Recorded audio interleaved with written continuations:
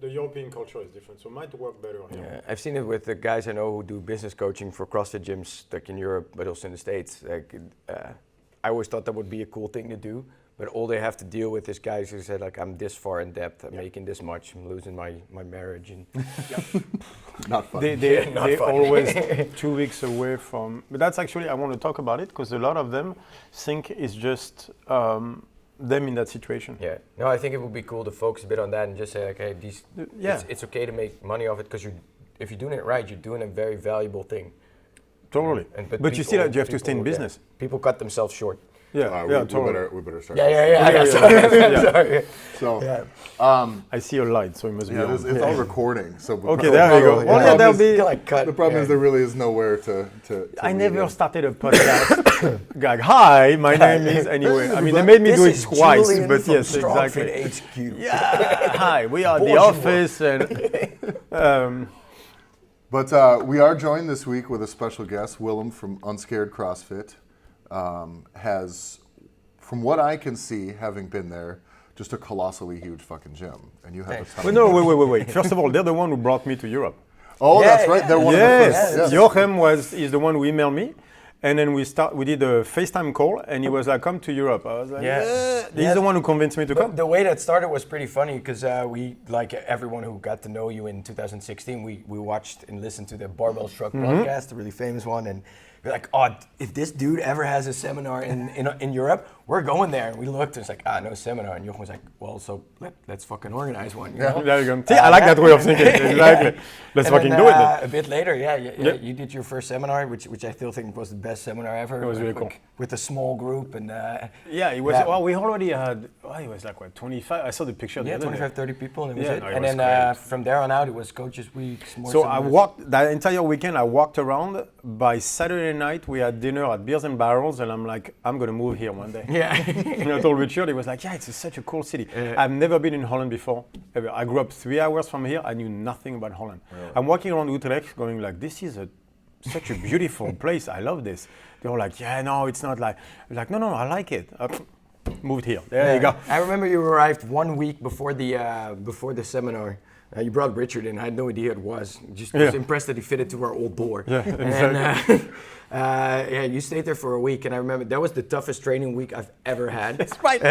We destroyed you. It was the middle of summer. I had never even held a sandbag, and it was the middle of summer. So every day, we decided to kill everybody for a week. I forgot about that. Every day we showed up, and it was like, let's go outside. Right. We just bought the sleds. We put them together like one day before, as to not feel too embarrassed, that we didn't I forgot about that. Yet, so. Right, we decided to destroy you for a week straight. Yeah. Right. And it's funny because back then the gym actually was not really what it is right now. No. It was a lot smaller around that time. We just had our first member stop, so we were open for about a year and 3-ish months, 4-ish months.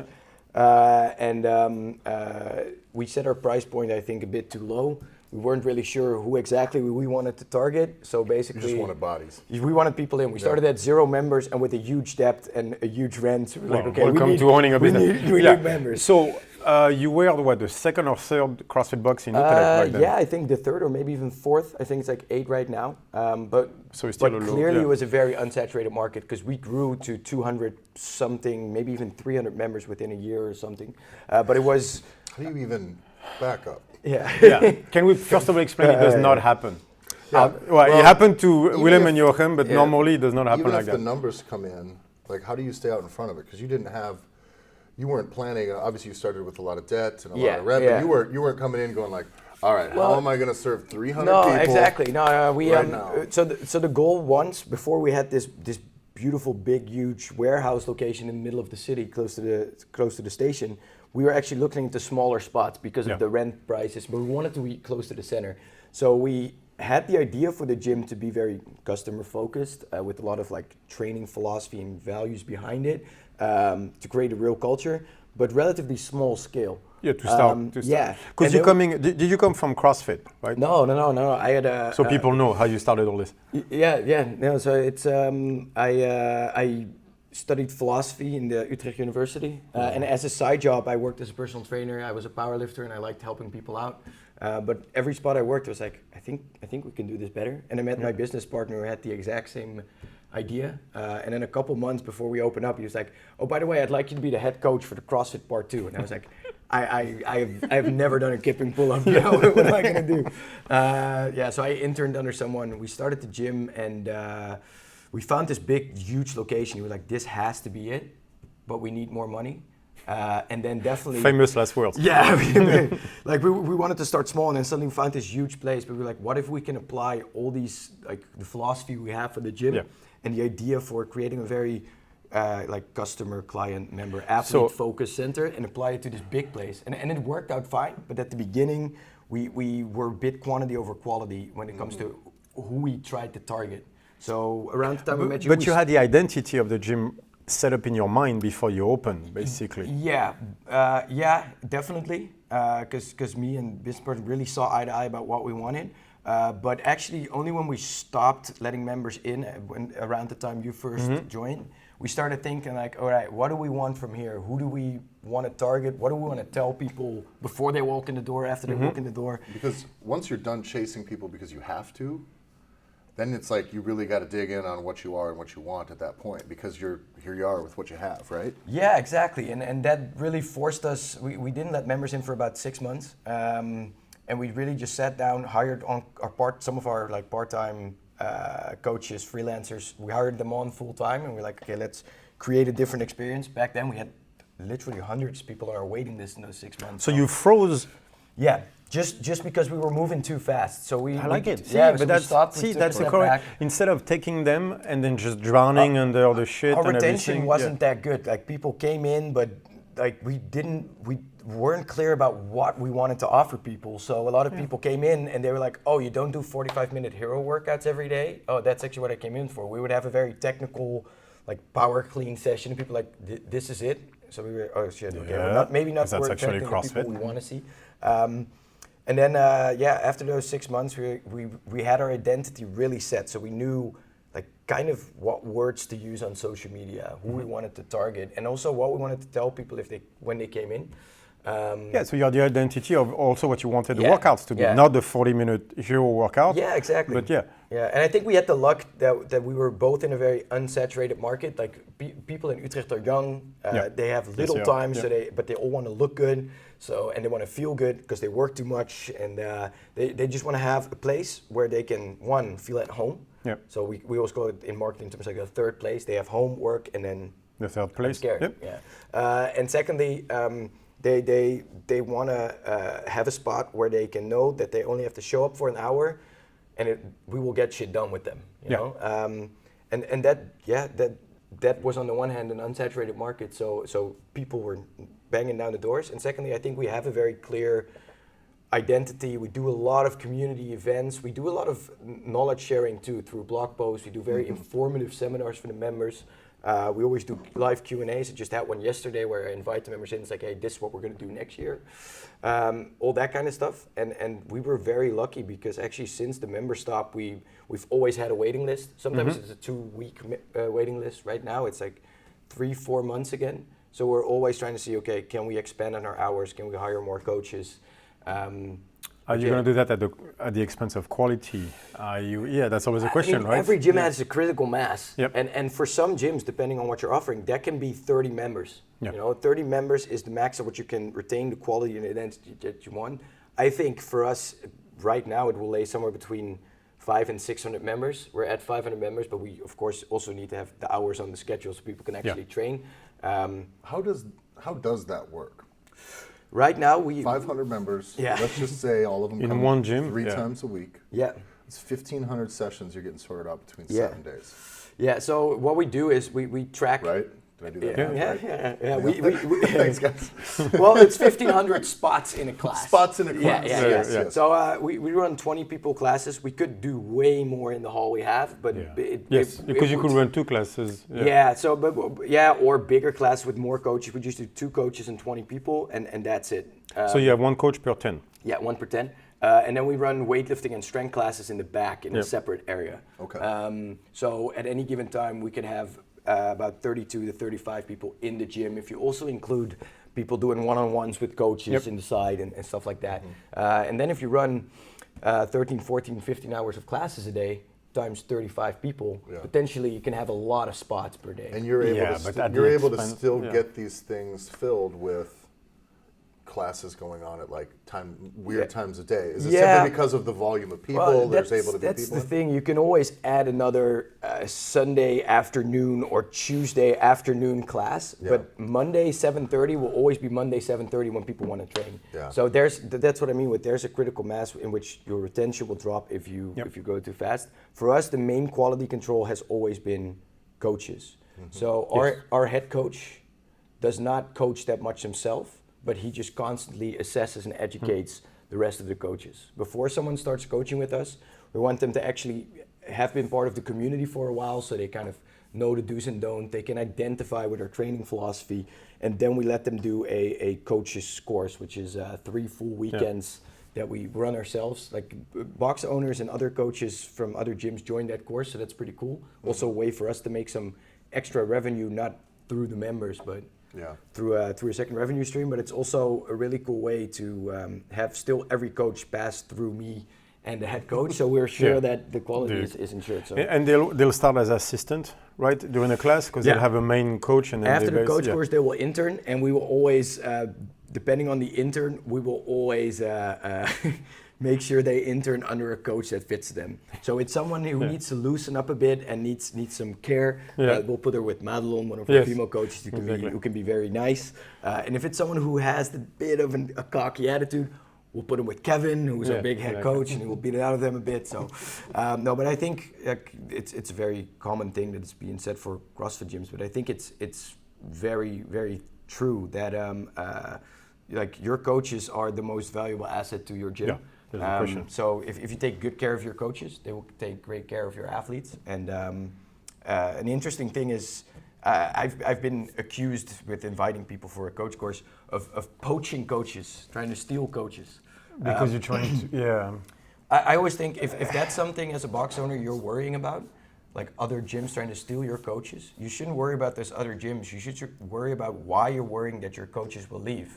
Because apparently you're either not giving them enough value, or you're not compensating them well, or you're not making them a true part of the gym. And there's always this piece too, is that is actually a part of the life cycle in almost every career that there is. I was training a guy who was he was the owner of the 50th largest hedge fund in the world.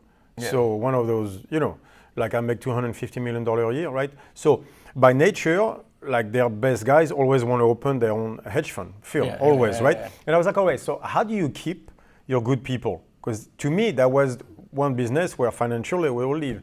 And he told me the one thing I always remember, he said, as long as they can learn from you, they'll stay with you. Which to this day is the stuff. You don't want other people to poach your coaches, then teach them. If they can learn from you, they'll stay with you. That's it. Ask your coaches, like, are you happy what you're doing? Am I giving you the tools to be the best coach that you can be? Exactly. And if not, what can I do? Exactly. What can I do to fix that? Also, I take all my full-time coaches, which we just went from 4 to 5 that are working on a contract basis, which I think is pretty unique. Most of them hire freelance coaches, which I get because you get a bigger margin. Because we hire a coach for 40 hours. They're not going to coach for 40 hours. It's too much. But what I always do with them is just run them through all the numbers in the gym, all the expenses, all the revenue. So then they'll see like, okay, one, Willem is not getting insanely rich, but also two, because they always think, holy shit, running a gym is a lot of work. I'm happy that I just have to coach and do some admin, Yeah, because you don't want the back end. So I disguise it as this is transparency, but actually it's like, dude, this is really fucking hard. I need you to just help me out with this. All joking aside, like I would be completely helpless right now without even one of my full-time coaches. Like they've become such an important asset of the gym. And I mean, more than half of the revenue we make is going to go to coaches' pay. But I couldn't think of a better place to spend it on. Actually, 50% is not that high. If you take care of your coaches, they take care of your athletes. No, CJ's at Invictus, I think they're at 60 something. Yeah, and I mean for a service industry company, that's still healthy. I like that your coaches will understand that you don't get filthy rich running a gym. No. Everybody thinks like it's the life, and it's not. It's really not. Then again, on the other side, I think what we talked about before, like you're not going to get rich running a CrossFit box, but it's really okay to make a good buck of it. If you're really invested in it, and you really truly Make a care, living.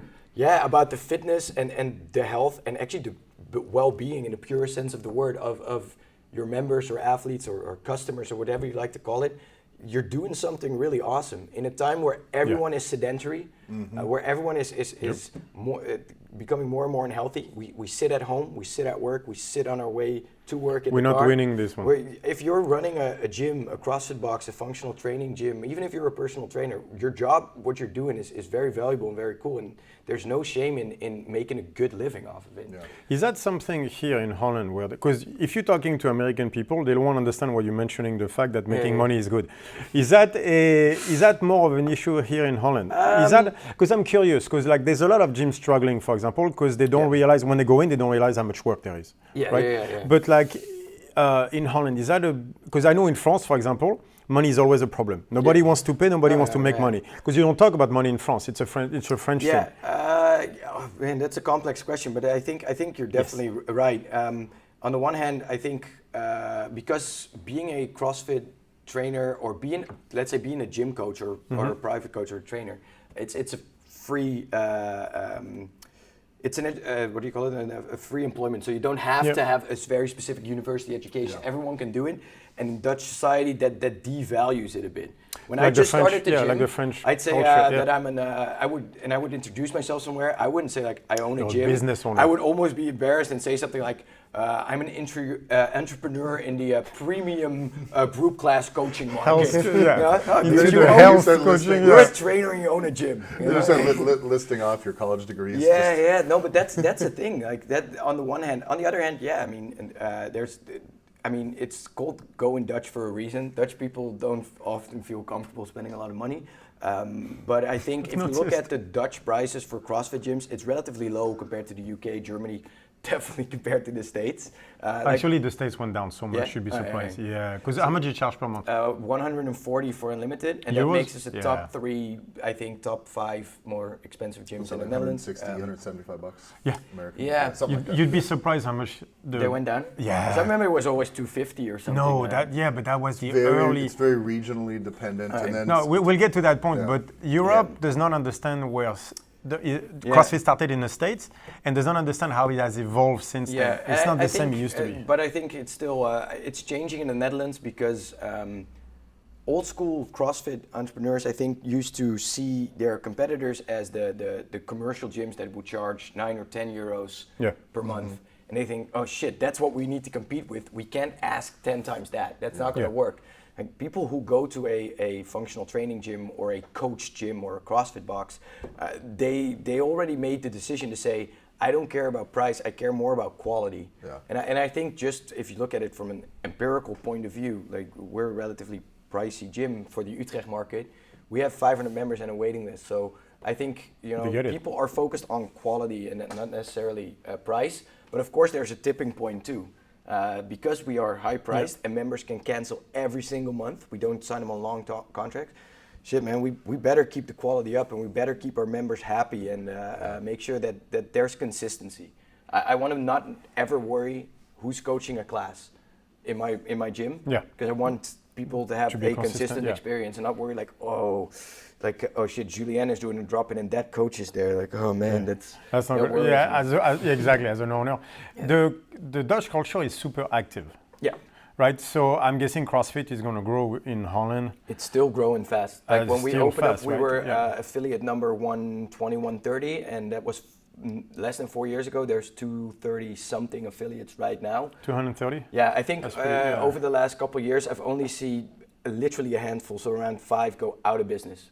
So compared to the trends that you see in the States, it's a huge turnaround. It's definitely growing. I think there's around 8 affiliates now within the Utrecht city limits, so it's definitely growing there. So in the last 2 years, there's at least 100 that went up and only 5 that failed. For as far as I know. So since we opened up, at least 100 more affiliated, and 5 failed. I can only think of a couple, and that's crazy retention.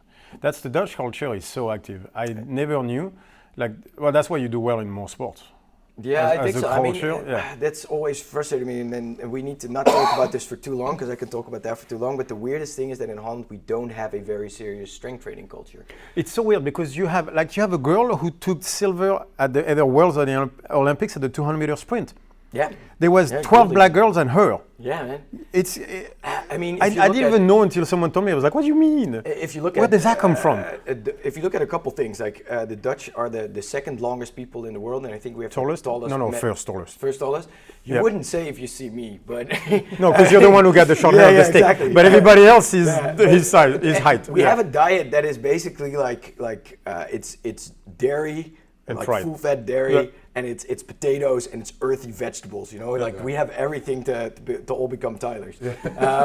But we don't have a big strength training culture. So if you look at the sports we excel at, they're soccer, football, and field hockey, where there's just not a lot of strength training being done. And you can see that if one of those Dutch teams will play Australia. You have the Thai boxing, you have the judo, you have such good athletes everywhere. If you compare it to Australia, for instance, and let's say you're a 16-year-old guy. And you start going to the gym and you live on the Australian coast, that's super normal. If you're a 16-year-old Dutch guy who goes to the gym and goes to bench, like what does this kid has to prove? You know, it's very uncommon for people when they have all the potential to become strong. Because they're so tall, naturally big, no lats. Dutch men have no lats. I'm sorry. I'm at the global gym going like, you're not doing shit right now. I'm glad we made it 20 minutes into a StrongFit podcast and only now mention lats. Exactly. No, but I'm just saying, I go to the global gym, I'm like, you guys need to do back mat. Anyway. I feel myself starting to flex my lats. Exactly. What do you mean? No, but it's the culture is not there. And it's a cool reach around because it completely connects to why we started the gym the way we did. For me, it's like you. We both do it from a very humanist perspective, and wasted potential is a big one for me. If in Holland, oh my God, in CrossFit, that drives me crazy. You have the biggest women out there. I mean, they are like, the biggest women I've ever seen at the CrossFit Games were on the teams. Right? Yeah. And those are the same size women I see in Holland. We're talking like 1.75 m, they weigh 65, 70 kilos. They're just not strong. Yeah.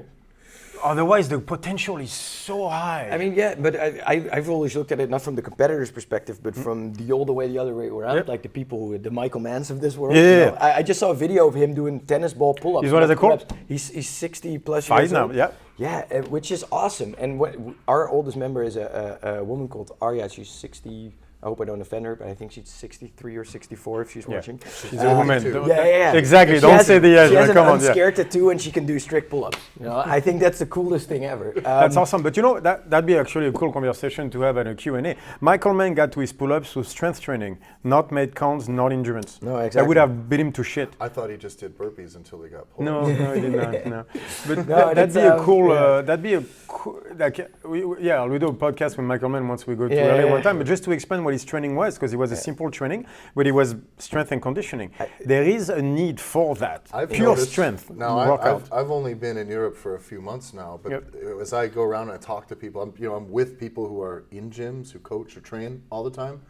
So I'm picking their brain, like what am I seeing out here, right? And I think generally, at least the places I've been in Europe, there's not much of a fully formed strength training culture really in any of the places. They do sports, they don't train. Do some sports, which is funny, and maybe this is actually my favorite thing, is when I talk to somebody about training or even the word exercise, and maybe it's just the English translation, but they always say they went and then they made sports. Made sports. They made sports.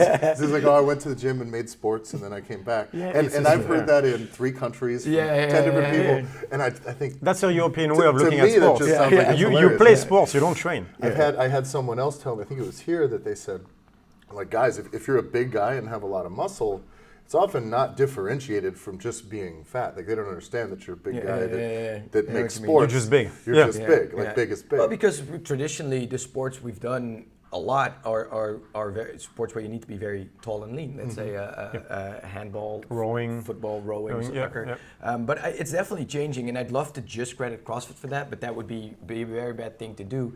Because 2 decades ago, we had a way bigger strength training culture because we had a lot of strongman competitors. Yeah. Jarno Hans and all those guys. I remember when I was 10 years old, like 20 years ago, that was on like national television. It was cool to watch. You saw them, you know, and you had a point of reference because they were lifting fridges and pulling trucks. That was a fun part. That was a fun days of the World's Strongest Man. And the Dutch are being better and better at martial arts. So I think the strength training culture is going to see there. I'm really curious on the competitive field what it will be in 5 or 10 years. Yeah. But for us, we don't like, we have 5 competitors and 495 people who. And the 5 competitors are your coaches. Yeah, exactly. Yes, exactly. That's creepily true. Yeah. But the cool thing is, it still takes a lot of convincing to tell people, hey, you know, if you get off your ass for 3 hours a week, you just come in, let us worry about your scaling and your safety and your health. But for 3 hours a week, hey, we're gonna get you pretty fit. And their idea of pretty fit is that they don't get winded walking upstairs. I'm like, no, like you don't get it. If you train here 3 times a week and you put in the work, you'll be able, you know, to do way more than not be winded. You'll be able to do push-ups and pull-ups, and they go. Ever. Yeah, so it's a waste of potential thing. How much is the whole hero workout an issue in Holland? Like, are they as influenced by social media and the CrossFit Games here? Are they as in the States, for example? Because in the States, most, like in France, I mean, they're French. So I mean, they're French. So what do you want from them? I mean, like, you can't ask too much. But I can say it because none of them speak English, so they won't listen anyway. So I can blast the French as much as I want. All they fucking do is those skinny fuckers do more cardio, and I'm like, the guys snatch 90 kilos. You need to fucking get stronger. Yeah. You know what I mean? Just from my point of view as a box owner, we've been accused more than once that our programming is pussy programming because we run a lot of 5-minute metcons and not a lot of 40-minute metcons. But okay, so you're talking normal members, right? People that normal members. So is that because what they see is Instagram, or they just? Well, yeah, there has been a lot of education coming from us, the members, say, hey, you know, old school CrossFit preaches intensity over volume. Yep.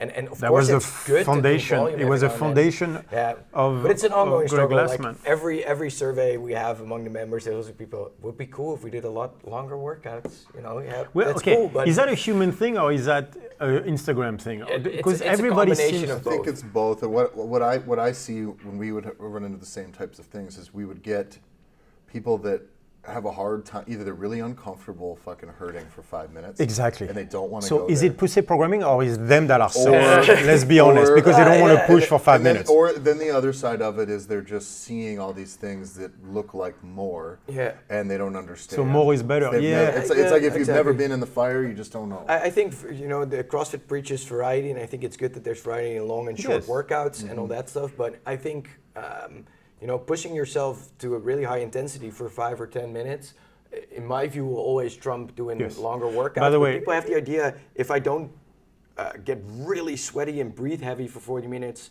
I'm not burning fat or I'm not getting fit. And that's on coaches to change that. Like, but I also think it's because they can't push for 5 minutes. You know, like really hard, and so they don't know what it's like to push for 5 minutes, kill yourself, and then sweat for an hour after that because you can't calm yourself down. And it's because they don't get there. You know that first week when we were there, that's how you felt the entire week.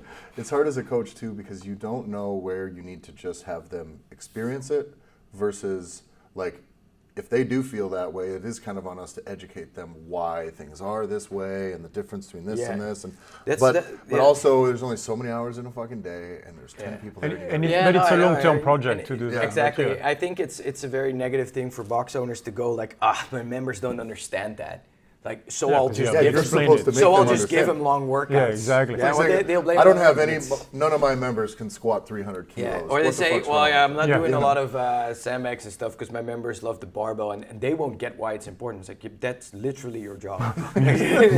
Explain to people why you're doing something. Like, I think it's a direct quote from you saying the invaluable importance of having a 5-minute talk with your athletes and saying, this is why we're going to do that. I think it's part of the job is to educate people. I think it's the job. I think that's why you got so successful because from the beginning you had an identity in mind, and when you got challenged, instead of going, oh fuck it, let's take all them and let's muddy the waters and they don't want to know the difference anyway, instead of giving up on your identity, you buckle down, close everything for 6 months, define it better, released it the way you wanted. That's where I think all the most of the box owners that fail, they fail right there. instead of closing everything for 6 months and redefining your identity the way you wanted, they go, fuck it, we need money, let's bring people in, and they get drowned under the stress, and then before you know it, they're a year later burn out and they go, fuck it, let's do 40-minute workout. And I can't blame them. I totally get it. Like when we opened up, like man, the stress, I had a lot of sleepless nights, Yes. and I thought like every member we can get in, like we need that because we need the money. You need to make. We're gonna go bankrupt. That is such a hard place to be in. And you see yourself do dumb things as a business owner or a coach. So you know we would have a member come in for a drop-in from a different box, and we would like just do a very short, intense Metcon and some basic strength work, and that would be it. And they would say, is this it? And instead of saying, yeah, man, oftentimes this is it, I would go, no, we also do long workouts, you know, like bring it in. You justify yourself, exactly. Yeah, almost apologizing to, Yeah, and then we just needed to sit down and say, hey, you know, like we don't need the amount of members we need to get in 2 years. We can take 5 years or longer and really stick to your create guns, something basically. durable. Yep. Yeah. No, and I think. We all made that mistake, by the way. I did too. Yeah. Like, when I got stuck with the templates, and suddenly it's too long and I don't like it, but this is what they're asking. And then you're in that weird place where you go, yeah, but this is what I'm asking. And that's where you fell. Yeah. I mean, like it's very easy to say, oh shit, it's hard to educate my customers or my athletes. Which is true, by the way. Which is very true. But I also see this like we just talked about, like this trend among box owners that they are really like, my members won't get this, or it's hard to say. And I think it's connected to an idea that you can also steal each other's members. You asked me about the tour I did for Utrecht, just visiting all the other tours sounds very over the top. Visiting other boxes, and there is this tendency of people thinking in terms of stealing members. And I think, oh shit, if I can steal a member, you're basically seeing them as some mindless drone that will fall for the first marketing trick or shiny object, instead of a pretty intelligent, informed consumer that will make a choice. Or that means you don't have a community. If you can steal them from your community, that means you never had one. Yeah. Plus, if you have a 4-month waiting list, if you're someone's stealing your member to go wait on a waiting list, Jesus Christ, what are you doing? You suck. Exactly, No, I mean we actively. I don't coach on the floor a lot anymore, but I coach the coaches, and I always teach the monthly intro class. You're a business owner now. You're not a coach anymore. You're a business owner. There you go. I was a better coach. No, but you made it. Like you made it in the Dutch culture. You're a business owner. Yeah, that's true. But no, it's but I still teach the intro class, and we only do once a month because it's very frustrating to have 12 or 15 people who've never done functional strength training or CrossFit, and they come in. You can say CrossFit. They won't sue you. I swear. I know you got sued once, but you're okay now. Don't you train their lawyer anyway? Yeah. No, I got in trouble, by the way. We're very close with CrossFit Europe HQ now. So. Good. You have Nolan, come on. He's still there you go. I mean, we did the coaches week together. But it's very frustrating to do an intro class and have 12 or 15 people all hyped to start training. Say like, awesome, you can start in about 4 months. But I do always tell them, hey, there's a lot of other CrossFit affiliates. You can go to map.crossfit.com. You can see all of them.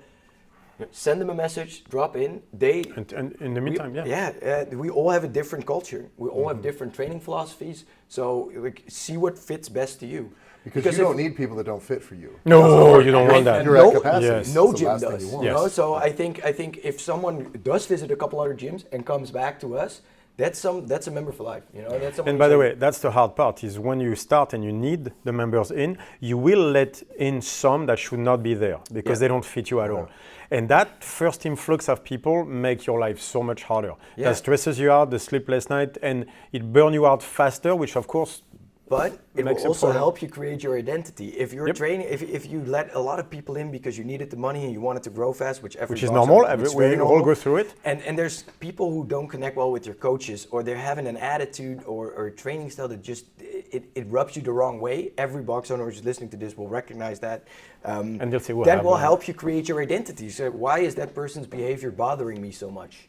Wrong color. But the difference is, what are my values that rub badly on that? But that's where, everybody's going to do that. You're going to have members that you shouldn't have because you need the money and everything. But then there's that spot where you chose to close everything for 6 months and realize who you were. This is where some will go wrong. Yeah. Because you're all going to get into that bad situation where half your people that are there should not be there. That's normal. You need the money at first. But that's the moment where you have to close the doors for 6 months, realize who you are, and take a new direction. Yeah. And this is where people fail. Because and I then think they go left and go, fuck it, let's bring people in. Because it is pretty easy in the beginning when you don't have like all of this data coming in and out, as far as like interaction-wise, to both be like, all right, this is what I want. But part of that is knowing what you don't want. And a lot of those things you don't like want, you don't even fucking know of until they walk in your door. It's a relationship. And it's everybody says, I want 100 members. No, that's not what you want. What you want is a community. You want the right people in, because 100 assholes in your gym, you'll quit within 6 months, a year. Because you can make as much, as a gym owner, you can make as much money if you do it well with 100 members as you can with 500, as far as in your pocket. But that's not why you're here. So the interesting thing that I noticed, Willem, is you have now a dilemma. Because your objective, and we've talked about this before, is to create a fitter community here. You'll have a community impact here where you're at, except you have a super long waiting list. I think slowly but surely we're gonna expand slightly on members, but we're close to the max we can have. There's just a line, making this city fitter is an exercise in quality now and not quantity. But we do have a lot of people that go on the waiting list or whatever, and they join a different gym. Now, normally, especially in my first year, that would have bothered me if a potential member would leave. Now I realize, like, all guys who run a gym in Utrecht, they all have the same passion. So, like, we're all in this together. If we have people who can't go to us, go to a different gym, awesome. That's why I love to stop by them and see, hey, like, what can we learn from each other? Are both our hearts in the right places? What can we do to help? Without copying each other, because with a culture, you need variance. I like people that would say, they come to our gym, it's like, this is not what I'm looking for, but that gym is awesome. I mean, that's a great thing, and the other way around. So I think that's a very relevant thing for box owners to know. Like, if you have competitors in the same city, like, see each other more as colleagues. You both have the same passion. And don't try to copy each other too much. Create a choice for people who want to better their lives through training. Plus, if they're doing something different from what you do philosophically, it's a huge win for you, because that sets a boundary, right? Exactly. So you know where people fit. I mean, the reason why CrossFit gyms are so successful is because they're community-based businesses. So you need to constantly invest in community to keep that edge. We do a member survey a couple times per year, and it's a very simple one. It's basically asking, what can we do better? What shit shouldn't we change? And it's great input, because hundreds of people respond to it every single year. Great input until you read the criticism. You go, who's that motherfucker? I know that. Who's that guy? You need someone else to read this. Oh, no. So the cool thing is, the positive thing is always two things, bar none. The coaches and coaching, and the community. So always invest in those. It's very simple to run a gym.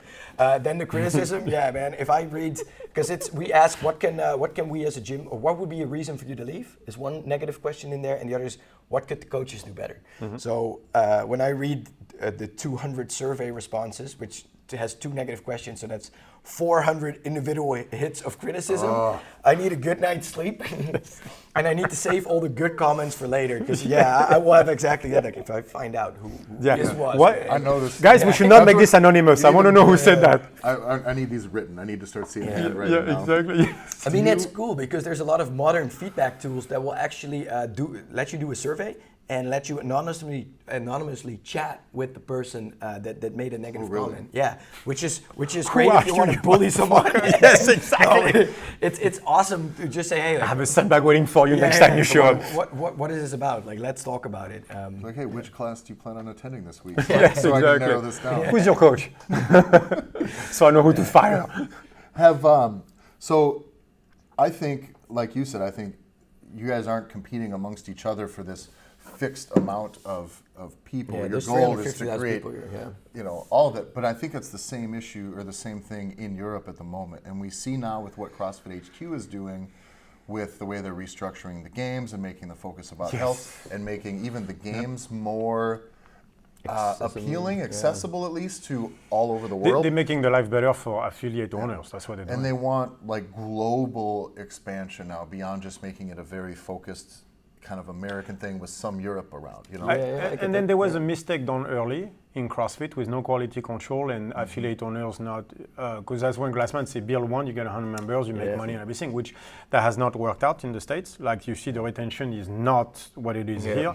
There's a number of issues, and I think they learn from that, and they see Europe as a humongous building ground, and they're doing it, which I think is correctly now. So I love the changes. What do you see as far as potential, if that goes? I mean, does that align with the things you're experiencing? Potentially, if potentially every single person is a potential client for a CrossFit gym, or at least a gym where a coach supervises how people get stronger and fitter. Like everyone can benefit from that. But it's better than the global gyms. Yes, like but it comes with the role. That's why I said it's the most valuable asset to your gym. It comes with the role of a coach, and a caring coach, and a knowledgeable coach, and someone with their heart in the right place that actually help people get fitter and teach them things that they don't think is cool, but what people actually want and need. But imagine the quality of the coach you're talking about to shape, right? To represent an apprenticeship. It's a lot of knowledge that person has to have towards humans, not just movement and stuff like that. I think it's more important than people knowledge than movement knowledge as a coach, in a culture that does not necessarily value trainers as a productive member of society. So that means on the teacher side, you're going to have to be fucking good and inspirational and everything to want to get the 18-year-old to come in that field instead of going toward the degree, the PhD in strength and conditioning, and train the soccer, national soccer team or stuff like that. Because you get France was like that. You get two sides. You get the trainer at the global gym who doesn't know shit. He's just making money on the side while he's doing his philosophy major. And and then you get the other guy, which is the guy who wants to train the French national team of soccer. And now we're asking somewhere in between of a guy who understands people plus movement plus everything in a society that does not value them. Fuck me, like that's the job on us as the teachers of those guys is humongous. I mean, I can criticize that now, but I was exactly like that. I had to take a huge mental hurdle saying, hey, I finished with good degrees in university. Yeah, why would you go into this? Yeah, a fitness boy. You know, the only reason I started, because a friend of mine convinced me. He's like, why don't you train me? I was like, I can't do that. I'm not a trainer. I was like, well, all the guys at Gold Gym charge that much. I was like, no, but I can't do that. Like he convinced me to start this. So I get it. But so imagine how many kids out there basically do not look at, they see trainers in global gym, and that's not a vocation, that's for sure. That's a way to make money on the side, but I don't see them invested. I go to the global gym all the time and I think it's necessary, but I see the trainers there and I don't feel them nearly as passionate, as invested as I see most CrossFit coaches out there. Don't get me wrong, there's bad CrossFit coaches as well, but there's a passion there.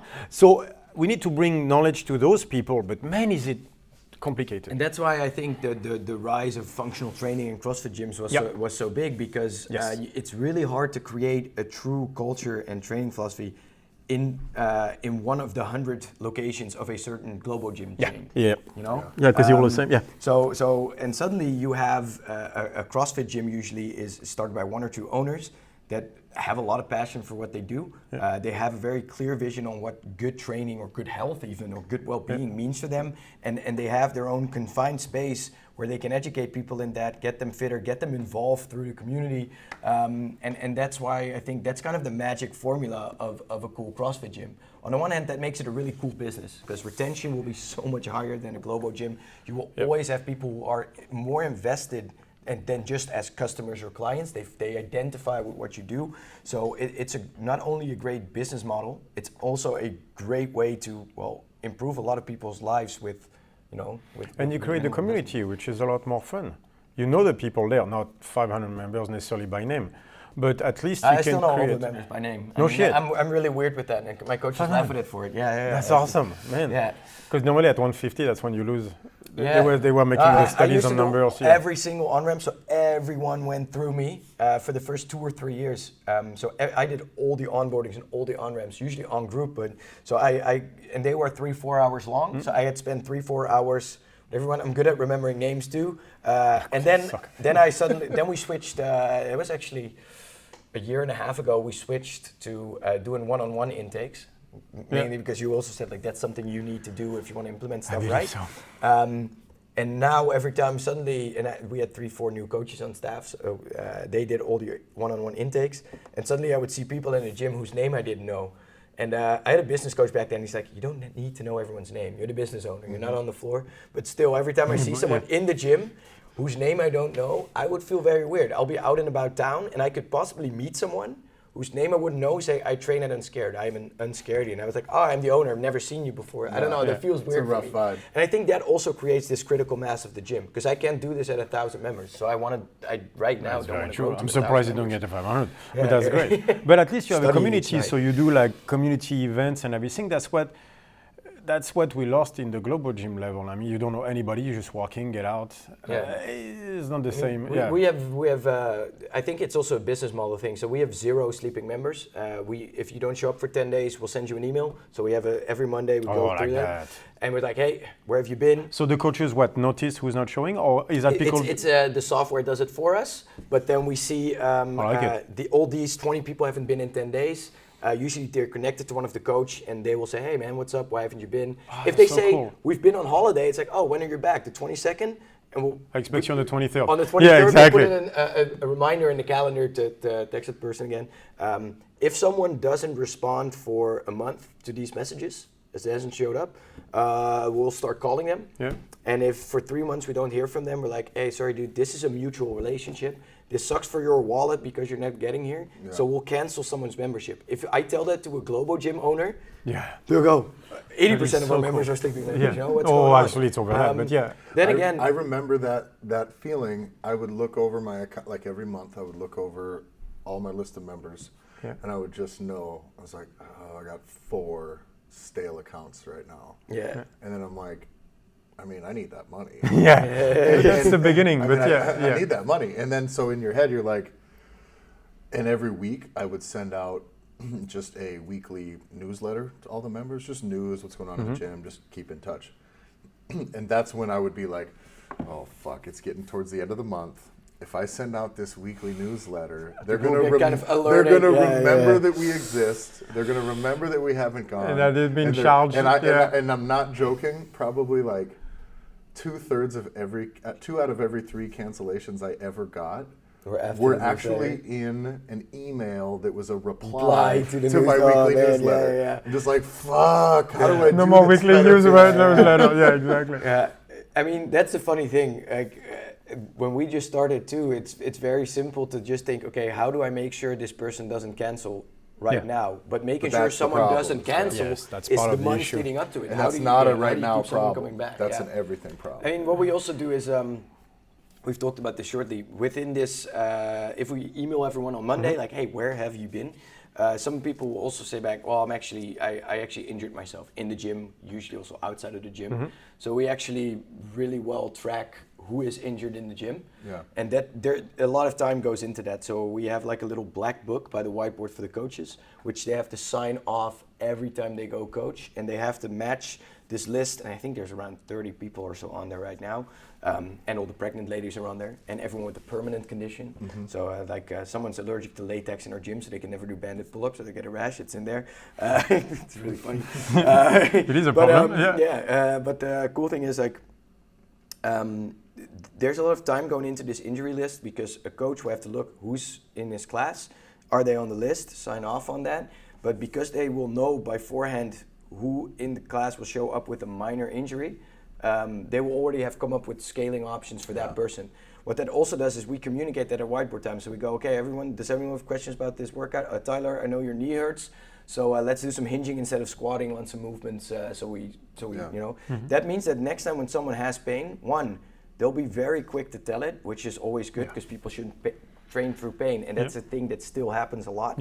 And secondly, people will know that they can still come to the gym if they have an injury, because we can work around it. You know? That's a big one. Because most people stay at home because they're afraid of fucking up their knee. So having an injury list, it will help the community out too, because we have hard data on who gets injured. Surprise, it's mainly shoulders. Who gets injured, how often it occurs, but also the lower back. What programming, how can programming help, how can scaling help, all that stuff. It will create a bigger toolbox for your coaches, because if they have to write a lesson plan, and not just scale on level, but also scale for injuries that will help them out. But it will also create a culture where one, members know I shouldn't train through pain. I should tell a coach when I'm in pain. That's not normal. And two, people will know, hey, if I'm injured, that's not a reason to just sit on the couch and eat potato chips while watching Netflix all day. I can actually get better through movement. And I think that comes from having a culture where like it's normal and comfortable and encouraged to scale or adapt even from day to day. Yeah. You know, you'll see a lot of it's a people culture are like, where no, I'm going to smash my head against this fucking wall until the timer goes off. But basically all this means more work. Yeah. That's what the difference is. Plus it's risk, right? So we talked about this initially when you told us this. It's like, well, now you have the highest injury rate in all of CrossFit. Yeah, exactly. Yeah, You do. and the You lowest have 30 because the other people have 0. I think nowadays there's more and more boxes really tracking it. One of our days in the coaching course that we offer is fully focused on injury management and scaling. One of the 6 days. So we bring in an external expert who did research on injuries in CrossFit. There's no injuries in CrossFit. No, There cannot be an expert of injuries in CrossFit. He had a pretty big data set, and he approached a lot of boxes in the Netherlands. That is such a dangerous thing to do. And some of them were like, "What are you talking about? People don't get injured in my gym." Yeah.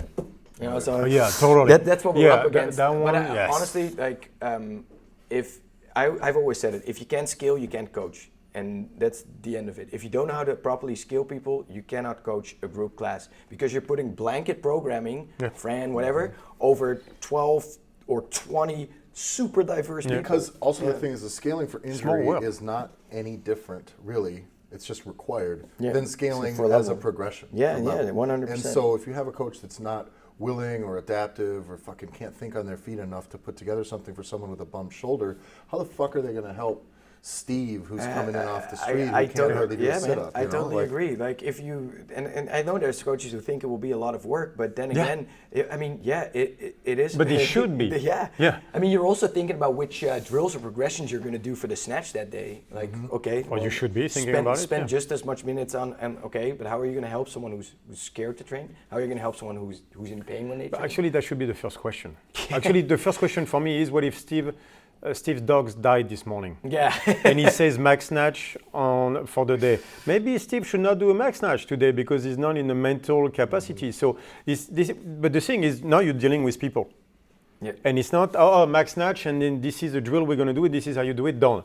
It's lazy, it's easier. Yeah. It's not lazy, but it's easier to deal with it instead of dealing with a person in front of you and he has a bump shoulder, so maybe the snatching is not the great. And now the coach has to be trained better, has to have more knowledge, and then the owner has to have that culture in the gym. You're talking about a shitload more work. I think you're touching on something that is very relevant for this, also with how coaches are valued in this culture, because you don't need a bunch of university degrees and educations to be a coach. But I think you need something way more valuable. You need to actually be able to care about the people that are your customers, and you need to have the kind of the social skills to know the psychology, what someone needs exactly. It's Munger, Charles Munger. You know, he was Warren Buffett's right hand man, and so in his list, recommended reading for the first ever exactly. Yeah. The world, the 24. What is that? I can't remember, the Worlds of Worldly Wisdom, whatever it was called, right? But in it, he explains in that PDF that you don't have to be a PhD in anything, but you have to have a high school, basically equivalency of a number of discipline. And for a coach, I think one of them is psychology. Yeah, the 100%. And that goes to caring, and that goes part of what I think the job of a coach should be. Some of it should be to know if Steve's dogs died this morning or not, or if his mom is dying of cancer, because he will influence the workouts. Therefore, he will influence how much he's going to hurt his shoulder that day. And again, this boils down to what you've always said, the invaluable importance of sitting down for 5 minutes with your athletes. Exactly. And also sometimes you need to steer the questions a bit. So like, how are you doing? It's like, well, my bench didn't go up. It's like, no. Like, how are you doing? Yeah, how do you feel? How is your training going, how's your wife? Yeah, exactly. Yeah. How do you feel? In the beginning, because this is such a almost untapped market, kind of, like, how do you, and you grew very quickly. How long was it from 0 members to your first intake freeze? You said that was like a year? A year? Yeah. No, that's not. We opened up in March 2015, and I think we had our first member stop in right around the seminar. So I think July or August 2016. So a year. Yeah. So, and how many members did you have at that first freeze? I think around 250. Okay, so you went from 0 to 250 in a little over a year. Yep. In a place with which there wasn't a ton of CrossFit happening. No. Generally, how you didn't get it? You didn't open with enough coaches for 250 people. No. So It's just me and you. How have you found the right people? I mean, how did you progress just your staffing? Yeah. That sounds fucking. There's a moment in delegating where you want to.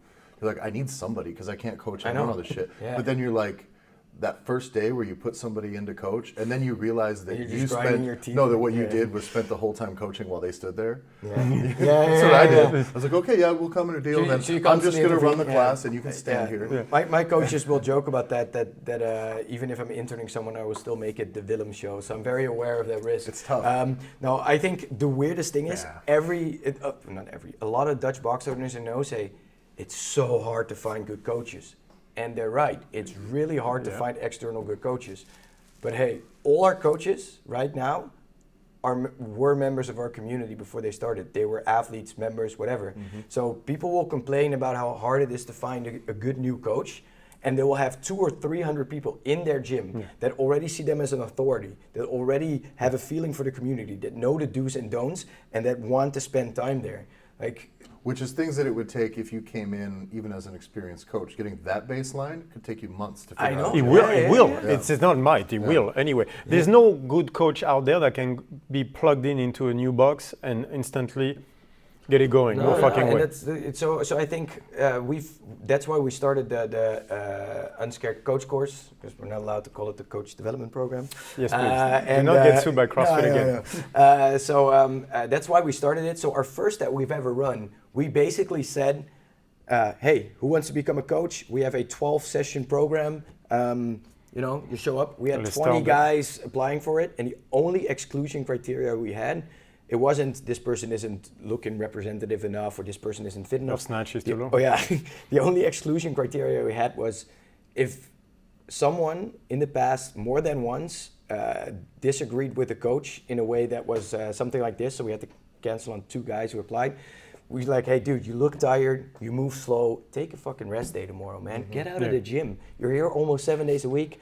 They would still come in the next day. We would say, hey man, try again next year. Coolest is these guys definitely changed. But we just had, at the end, 18 of our members come in. And one guy who's a coach with us right now, when he applied, I was like, that guy, this is gonna get awkward, man. And he was always quiet, and he was doing the morning class, and he wasn't very talkative and not super fit. And we run mock classes during this coach development program, coaches course, sorry. This guy would suddenly shine. He's like, oh yeah, I used to coach kids football back in the States. Yeah. So I think a lot of people also underestimate their members just by watching them in class. Like give people a shot. Like you'll find that a lot of your members are very keen to learn more about coaching and to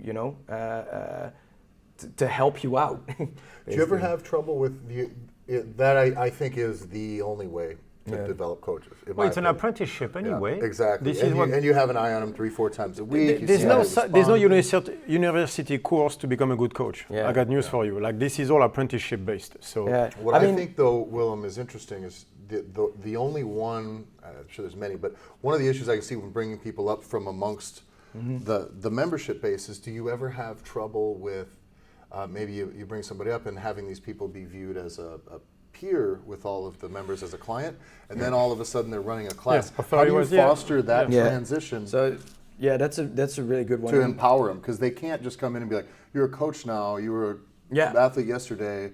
And I beat you at the Metcon yesterday. Well, I mean, I think that works 2 ways. So imagine we've all been training at the same gym, the 3 of us, and suddenly I get to become a coach, and now instead of trailing behind you in a workout, I'm gonna tell you how to move better. Now, the cool thing is, we always teach our new coaches, you can always coach someone. Even if you can't do a muscle up, you can see what goes wrong in a muscle up. And if they're doing a perfect muscle up, you can coach them on shorter resting times, bigger sets. You can always cue and coach them what to do better. Definitely in CrossFit, where you need to be good in a million things. So show them quick that you can coach. I have a lot of members that I like to drink a beer with outside of the gym, so I'm their peer then, and I need to go back to that coaching role. That's just gain you a certain authority.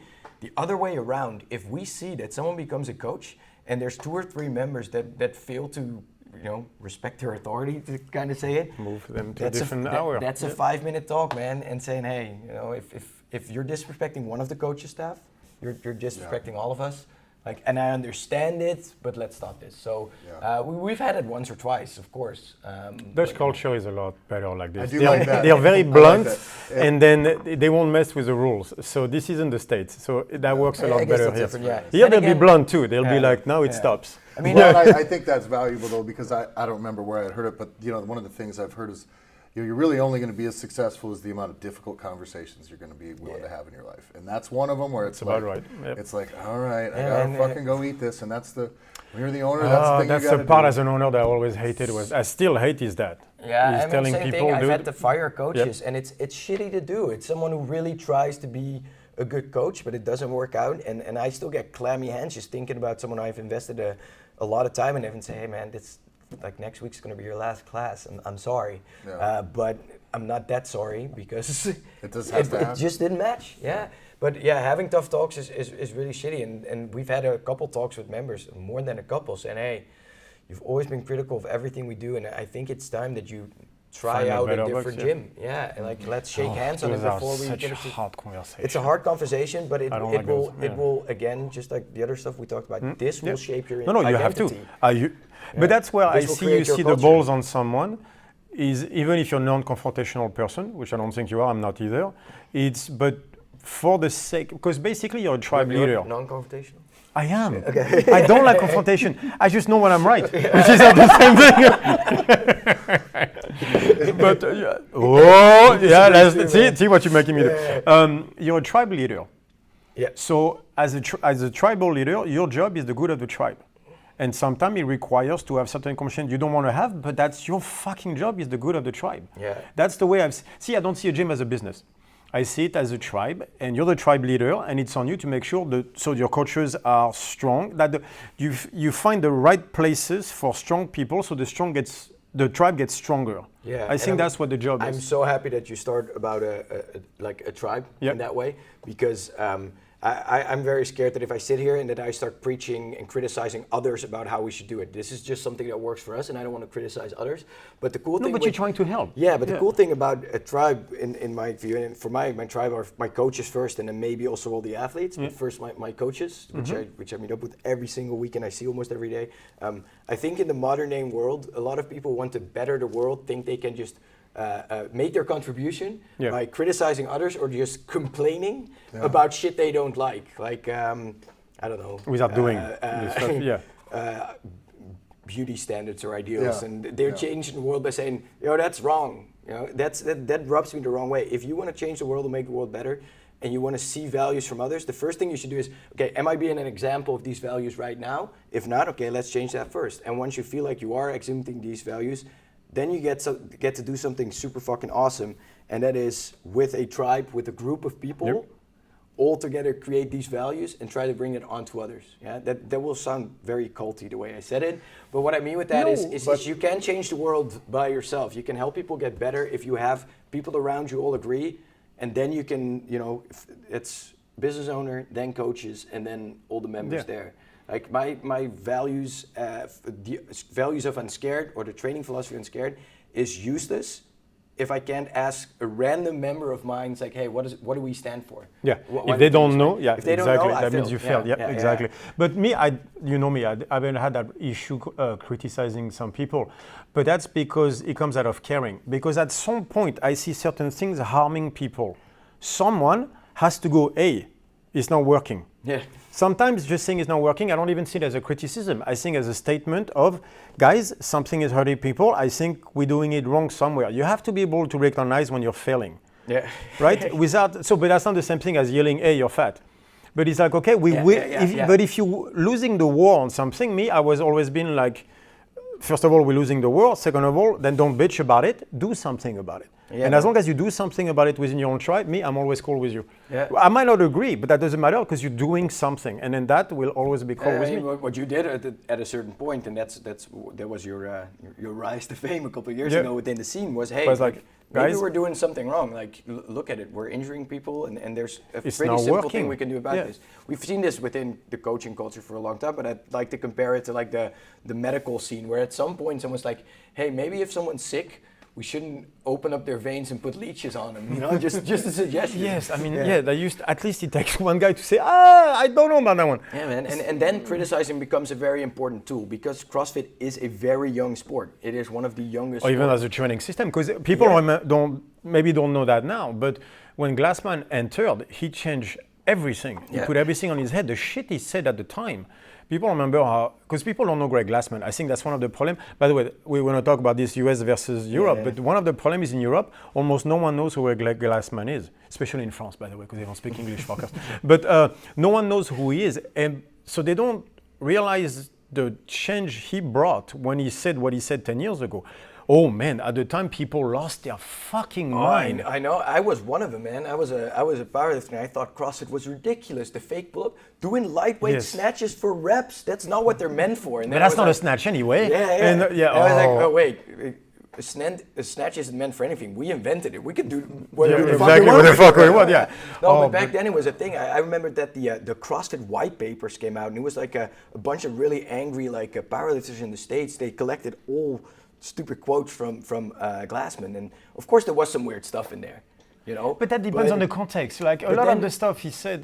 But then again, I mean, let's look at what CrossFit has done over the last 10, 12 years. Change the training for women forever. Yeah, man. Like, look at the progress they've made. Look at the women where they are right now, the strength they have. Every single year, CrossFit Games, the weight goes up. It's changed the way we train women forever. No, you have to give credit where credit is due. Yeah. Did they fuck up here and there? But I didn't think it's a training system where they fucked up. And still, the idea that with short, intense workouts that are varied, you could create a pretty fit person with just a couple hours of training. Yeah, man, that's really cool. And of course, they've been very eclectic. They stole some stuff from strongman, from gymnastics. But that's not stealing. Like, that was part of the way I look at it too is that's just what training is. Like these things exist. But like these are all tools, because all strongmen steal, because they all do powerlifting and bodybuilding, and like I'd never had an issue with.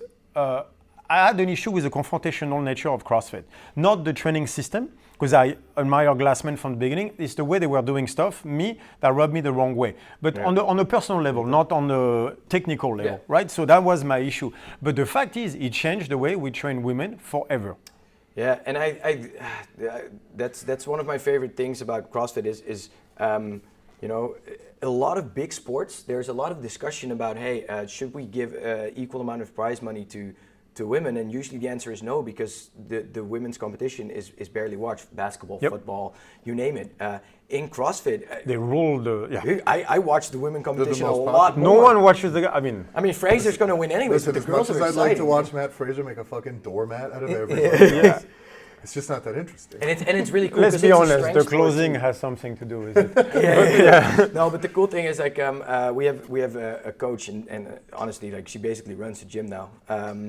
And I remember when she came in, she used to be a European level competitive swimmer, and she was big, especially in her upper body. She could squat 60 kilos, but she could do like 12 strict pull-ups and bench 70 something.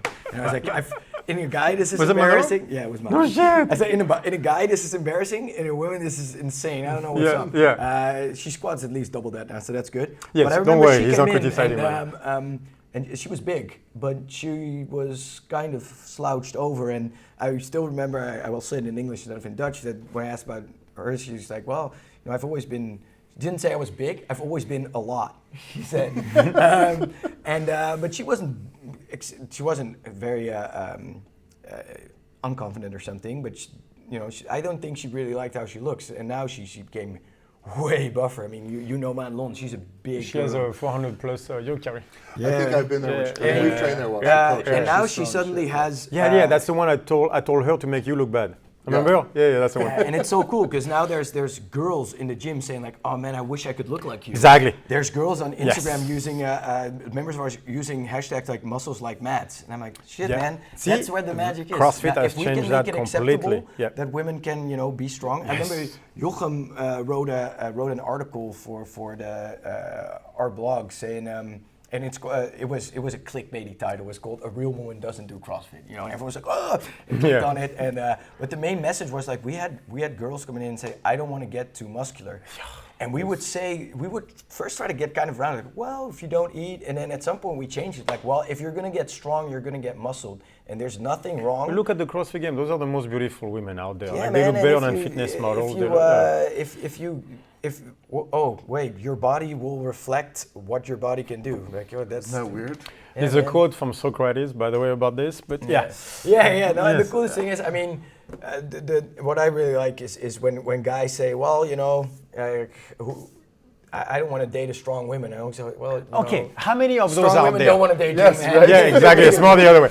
But how many of I don't those wanna out date there her. anyway? Or maybe, still, because they still talk about it once in a while. Like guys say, I'm too muscular. Like, which guy? Who is this? Who is this guy? Okay, so there's two pussies in the back that don't want, because they weigh 60 kilos, so they don't want a girl who's bigger than them. But come on, those are the two weaklings in the back that you shouldn't be looking at anyway. Go talk to the big guys; they love you. I mean, everyone has their own taste in what they find sexually appealing, and Everyone has their own insecurities. You can say it like that. Yes. Yeah, exactly. But I mean, I've coached a lot of CrossFit girls in the past, and I know that none of them have an issue with enough guys liking them. So Yes, that's why. Yeah. Like I know there's a few assholes out there that are very loud, because negative people are always the loudest on Instagram, saying you have too much muscle. But come on, they still live in their mom's basement somewhere, and they're not Matt Fraser.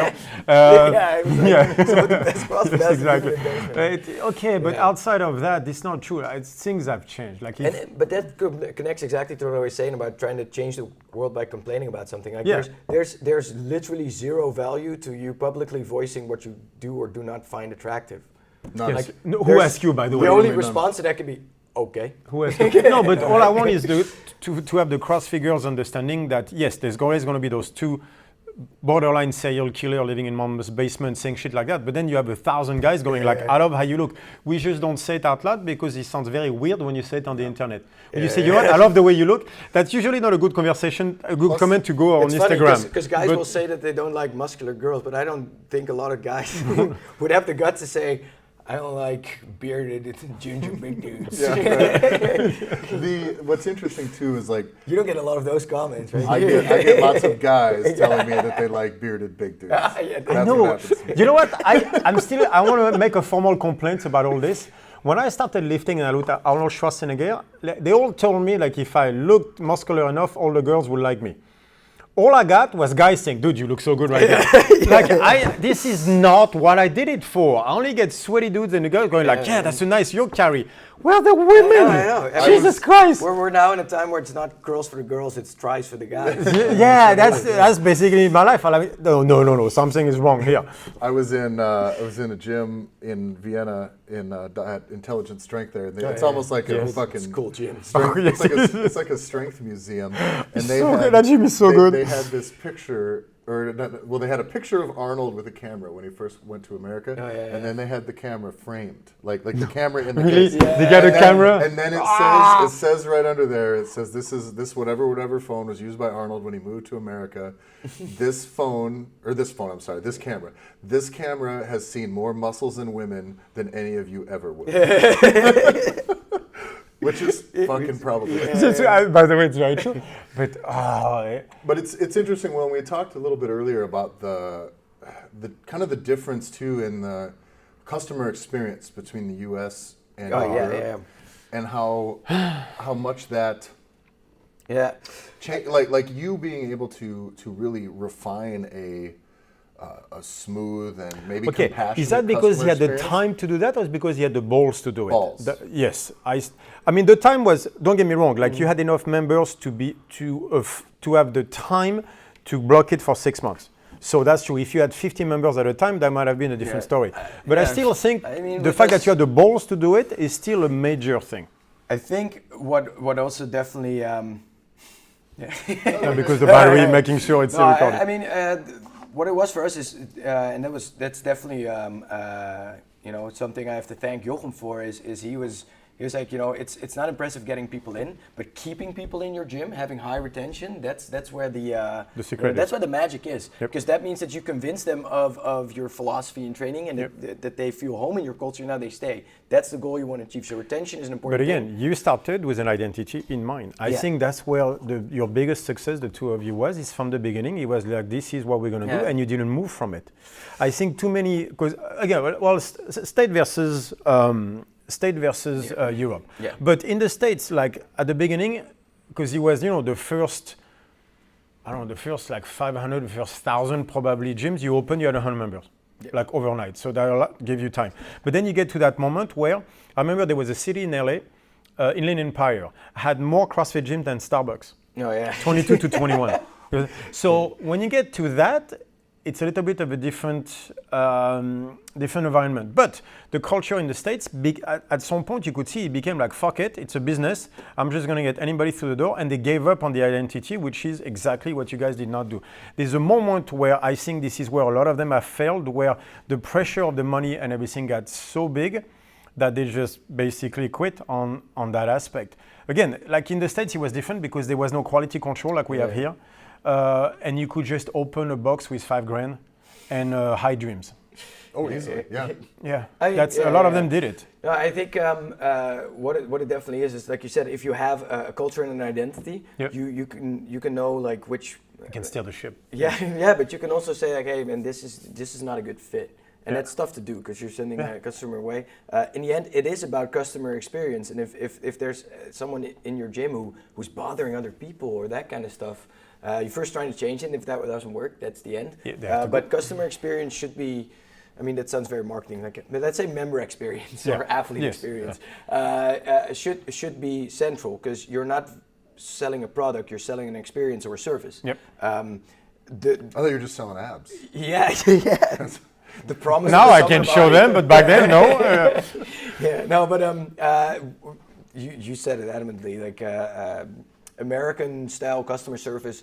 The Dutch are too sober for that. If you come in, it's like, hey, welcome, darling. Well, okay, we don't have to go that far, but that's not going to work. But I think but the other way around, like the very old school Dutch way, like we have a saying in Dutch, doe maar normaal, dan doe je al gek genoeg, which means just act normal, that's crazy enough.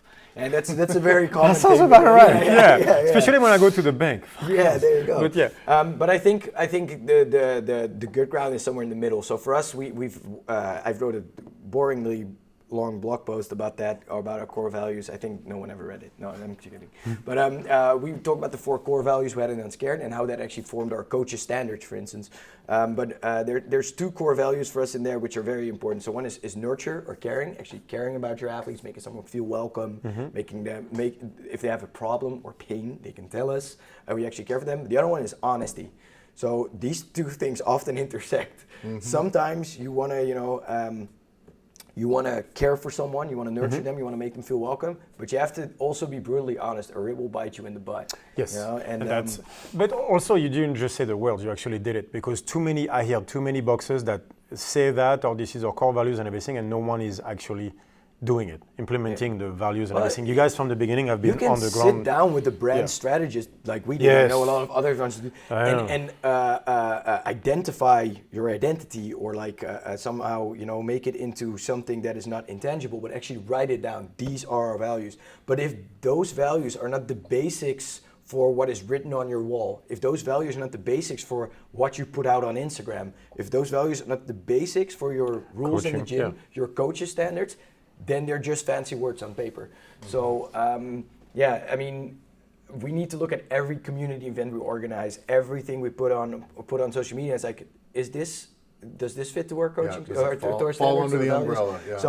I think a lot of gyms also go a bit crazy in that. So they have a gym where they mainly have, this is a very disrespectful word to use, but everyone will know exactly what they mean, where they mainly have soccer moms, and they mainly have people who go to the gym. It's 99% of people. Because they say, I'm not fit, what I want to do is, I need help, or I can't go to the gym, to a global gym because I don't have a clue what to do. I need help. It's not an inviting environment. Yeah, and I want an inviting environment with like-minded people that I feel comfortable around. And they have a gym like this, but their Instagram will be, you don't stop when you're dying. You stop when you're done. No pain, no gain. The gorilla never. Yeah. Like a wolf doesn't lose sleep over the opinion of sheep. You know, like that's all cool because you like it. But is this what is this what your people want? Is that this reflecting what what makes your people you feel comfortable? And that's a hard part as well. Like I see, it's Nietzsche who said that the people the most dangerous to you are the one with good intentions. Everybody always to help you, and you always have that marketing guy who's always, hey, I'm, one of your members, and he's a marketing expert, and he wants to help you, and that's exactly what he's going to tell you to put on Instagram, and before you know it, he looks shiny, but it's not you. It's not your field, so you go, I'm sure he knows better, and so you let him do his shit, but now it's not you anymore. Yeah, the Dutch are too sober for that. They will poke right through that if you have a nice little garage gym and suddenly you have like super shiny, well-edited stuff. Like for us, it works because we always had the idea of providing a premium customer experience. So if with us stuff looks clean cut and shiny, it fits to the identity. But yeah, I think that's a tough thing, and we also definitely struggle with that. In our earliest year, we were so happy that some of our female competitors, we actually only have female competitors, which fits to what we just talked about. We put them a lot on our Instagram, and then we had Edwards, who looks like a Greek god with chisel abs, and we put him on his Instagram, and then we were somewhere and we were like, hey, but only fit people train with you. And I said, oh shit, we need to change something. And I think it's an important thing not to let that go the other way around as well. And suddenly your Instagram is filled with old and pregnant and that kind of people. But I think you also need a good balance to then show, hey, we can coach and scale you well enough that national or international level competitors can have the same feeling after a class as someone who has never touched a sandbag or a dumbbell or barbell before in their lives. So, and that's of course easier to do with StrongFit type workouts. I mean, I still tell young coaches like, hey, if you want to win, you win with the sled pusher and assault bike every single time. Exactly. If you put a really fit guy on an assault bike for a minute, or someone who hasn't trained in 20 years, they're going to get off of it the same way if you coach them well. And the same with low skill, it's so much easier. The same goes for sled push or row pull or anything like that. It becomes very different when you're programming Amanda and you're doing muscle ups and snatches. You do Isabel, it's a whole different ballgame. You can. If you're a really good coach with a perfect lesson plan, you can make those two people basically feel the same, have kind of the same energy pathways. But it's work. Way harder. So and they're still going to feel as though they're doing something separate. And that's where it's always. There's not the same weight on the bar. If you scale someone to the most basic muscle up progression and you let them do a hang muscle snatch with an empty bar while the person next to them is doing 9 unbroken muscle up and touch and go squat snatches, even though they will feel the same after the workout, physically, mentally, it's a big difference. And I think what it is with time, where they feel this gap between what they're seeing other people do and what they're doing, and that gap is so intense that they're going to be like, fuck me, this just isn't the place for me. That's why whereas what you really can do is you can do a workout like that. That's why we still program StrongFit workouts. But then you need to make sure you have other shit. That's why we program the StrongFit workouts, because there's suddenly no difference, man. Everyone pushes and pulls the sled the exact same way. Everyone suffers the same way on the sandbag carry. And whether you put 2 plates or 3 plates on the sled, visually makes no difference. Whereas you snatching an anti-barbell next to a guy with 3 plates on it, it makes a fucking big difference. And I still feel that way when I train with my coaches. Like I'm not mobile enough still to do beautiful squat snatches, and I'm just like having muscling, and I'm seeing them move like angels, just doing touch and go reps at my max, and I'm like, shit, if I feel this way, how many members do I feel? So that's also why it's important to have a bit of an asshole barrier in your gym, and as soon as someone becomes a good competitor and they start acting like that, you need to have a chat. It's like, hey, dude, you're becoming really good. That means now you're an example to the rest, right? And that comes with certain responsibilities. Yes, but that's part of it as well. That's something I saw a lot in the boxes in the States. That's a conversation I had with a lot of box owners. It's like the 4 guys that are in the back during open hour are killing your gym. We've never had open gym, and we never will. And that's such a big thing. Like people have to know, open gym is you're just preparing yourself for a cancer and the most massive headache you ever had in your life. Every gym owner I ever talked to had an open gym problem. When they had a problem, they had open gym. Because and that's not a money thing. It's a culture thing. And next thing you know, there's just this big gap and everybody over here, they get fit enough, and then they join this team. But they're doing stuff, they're not doing your coaching. Yeah. They're not doing So your programming. what they're saying is that your coaching sucks, and at least your programming sucks, because they're following either Invictus or OPEX or somebody else saying that you don't know what you're doing with programming, right? And when they get hurt, they still blame you.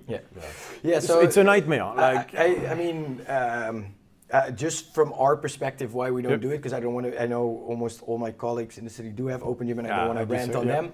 But I think for us, there's 3 really big reasons why we don't have open gym. First of all, I want my members to know, and I also want my coaches to be. I want to have coaches that can coach everyone in the class.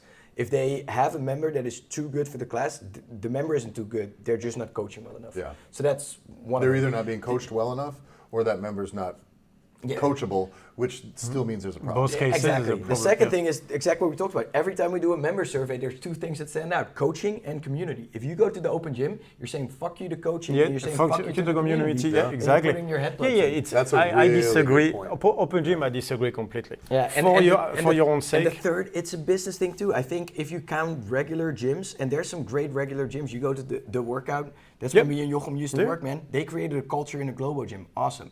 But there's 60, 70 gyms in Utrecht. You know how many offer open gym? Almost all of them. And they're probably better at it too, because they have all the machines, they have all the stuff. Like we excel in coaching. We try to do one thing really that's your well and identity not is differentiate coaching. too much. Like we have weightlifting and strength classes too, but we run them like a group class as well. So even the competitive weightlifters we have, they're in the class and they're just doing a bit of an adjustment on the programming, but they're still kind of doing the same. And by the way, even the athletes are wrong when it comes to open gym, because they think on their own they're going to do better because they do their own programming, but they're wrong. You let them 1 month on their own, all the old problems come back because they don't get the feedback from the coach. They're going to fuck themselves up. The intensity drop. I've seen people train on their own. None of them train intensely enough. Their movement goes to shit, but I'm sitting right here. But they're happy. That's why I'm looking at you. He's actually looking right at you. But because they're doing that fancy programming that they paid for, they think they're getting more. No, because you're not getting any coaching. I went to Brazil to do jiu-jitsu, right? And what I realized within 2 months when I was there is that I had better training with John Machado at John Machado's academy back in LA. Because I was like, but there's all those world champions there. Yes, and none of them give a shit. And you have a big target on your forehead, and they're all going to try to kill you. Whereas John actually coached me. No, this is where you weakness. This is what you should work on. None of them ever did that in Brazil because they didn't give a shit. But I have more competitors there. Yes, that means I have more people getting ready to hurt me. But that was such a mistake. But hurting is, I think, where a big part of open gym risks are as well. So we do have a kind of hybrid form of open gym. So we have templates. So whenever someone has done the programming for a long time consistently, because that is the prerequisite, if someone has been doing the programming for a while consistently and they have a glaring weakness or something that they maybe for their other sport need to work on, we give them a UnScared template, not Invictus or the training program or whatever. We give them a squatting program that our strength coach written, a muscle up program that our head coach has written, and then we say, hey, 2 or 3 times a week, when there's a coach outside of class, there's a free set of rings or there's a free set of platform. That is not the same thing. That's almost like that's a whole different. No. It's extra time for practice. Yep, exactly. That's extra time for practice, which is not the same thing as open gym when you do somebody else's workout for an hour and everything. We gave them the program, and there's a coach who can still see them from the corner of the eye. Now, if they get injured, it is 100% our responsibility, as it should be. So now, if someone does too much squatting volume after a regular class, and they get a knee overuse injury, because most CrossFit injuries are all overused. They're never impact or direct trauma. They're always overused. Too much volume, not enough intensity.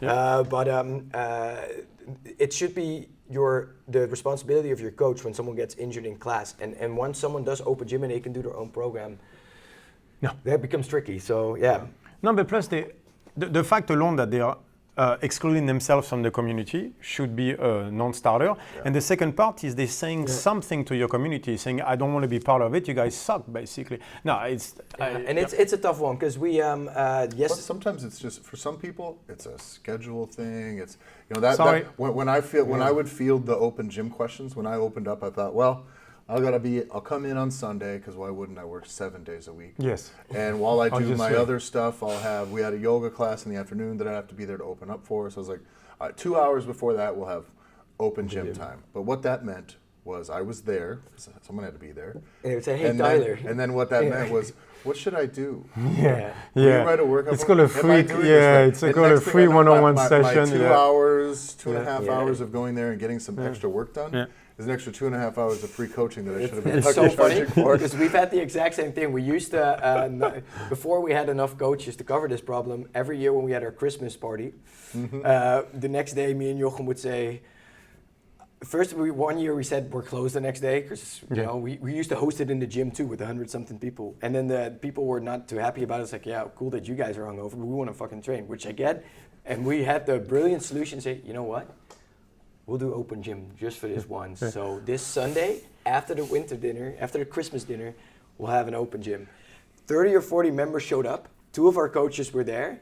And I think one guy just started doing some squats and stuff, and the 30-something other people were like, so what do we do? Yeah. What do we do? And when I heard that, I was first like, ugh, and then I thought like, no, that's awesome, man. Like even when they get time to do shit on their own, they're like, coach, what do I need to do? Yeah. And that's a good thing. Then again, I think there's amazing open gyms. I think there's amazing gyms with open gyms. But if you want to really, really nail down coaching and community, you should not allow people to move away from that. Yeah. For me, it was a time thing, and then sometimes when I would just lob it out there, would be then after a while it was nobody would come for a couple of weeks. I'm like, well, why the fuck am I here? This is the 2 weeks I didn't want to be here. So I was like, but all right, I'm done. To me, it's a setup for failure because that's where they're gonna get hurt. Usually, it's the open gym stuff, and you still get blamed for it. Plus, the best it gets for me as a coach in that situation is I'm sitting there while someone else is doing something and I'm not coaching.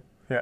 Meaning, is that what I want? Is that the best? No, best me, I can get from open gym is that? He'll drive me insane. He'll drive me insane because I know halfway through I'll start to correct everybody. Exactly. So we're back to coaching for free. Exactly, it's hard. I'll go like I can't. I think you should put like a safety guard that you see at the pool somewhere with it, and not a coach, because the coach would jump in. You know? Exactly. I mean, it's what you just said. Like, I'll come in on Sunday for open gym as a business owner or as a coach.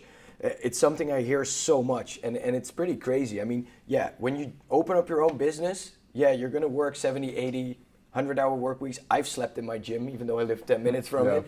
But, you know, at some point, you need to also protect yourself the way you protect your athletes or your members. And you need to say, hey, man, I'm working 6 days a week, and it's pretty tough work. It's okay to take my Sunday off. And you don't have to apologize to your members. Did you fuck that up a lot? I fucked everything up in the beginning. I made a mistake twice. Like it's all good. How ragged did you run yourself during this process before you started being more efficient with your time? So I had the luck to work with a business partner who always have been very close with, and even though he's working for Eleiko in Sweden now, we're still close. So we're also always been brutally honestly with each other, which definitely led to fights. But we've always kind of protected each other in that respect. He is an efficient worker and I'm not. I'm from an entrepreneurial family, so every time I go home up north where my parents live and it's on a weekend, my mom's doing admin, my dad's worrying about the business. So that's what I grew up in for 18 years, you know. So I tend to just work really, really hard to the point where I got injured, to the point where I got stressed out, had sleeping issues. I mean, every box owner listening to this podcast would be like, yeah, man, I've been there. Yeah, if you open a business, it's hard fucking work, but this shouldn't be the standard. And if you tell your athletes to get enough sleep, if you tell your athletes to take rest days and take it easy, you're going to turn into a hypocrite. When you're tired and stressed out, you tend not to make the best decisions. I don't know if you've ever noticed. So that's why like that day off where you rest will save you in quality of work so much, because otherwise you'll fuck it up. Like once you start to burn out, you make the worst decisions ever. By the way, you're a dick to everybody. Yeah, and that's so cool, man. We had just had the last weekend of the new coach course, and we had a couple guys who go on a scholarship so that they have to pay for the course because they're members, and we think they make a great coach. And I teach together with our head coach Kevin, and one of the guys came in and he was like, man, it's just the 6th day, I'm kind of sick, I'm kind of tired, and he was kind of complaining. Man, you get to complain, that's fine.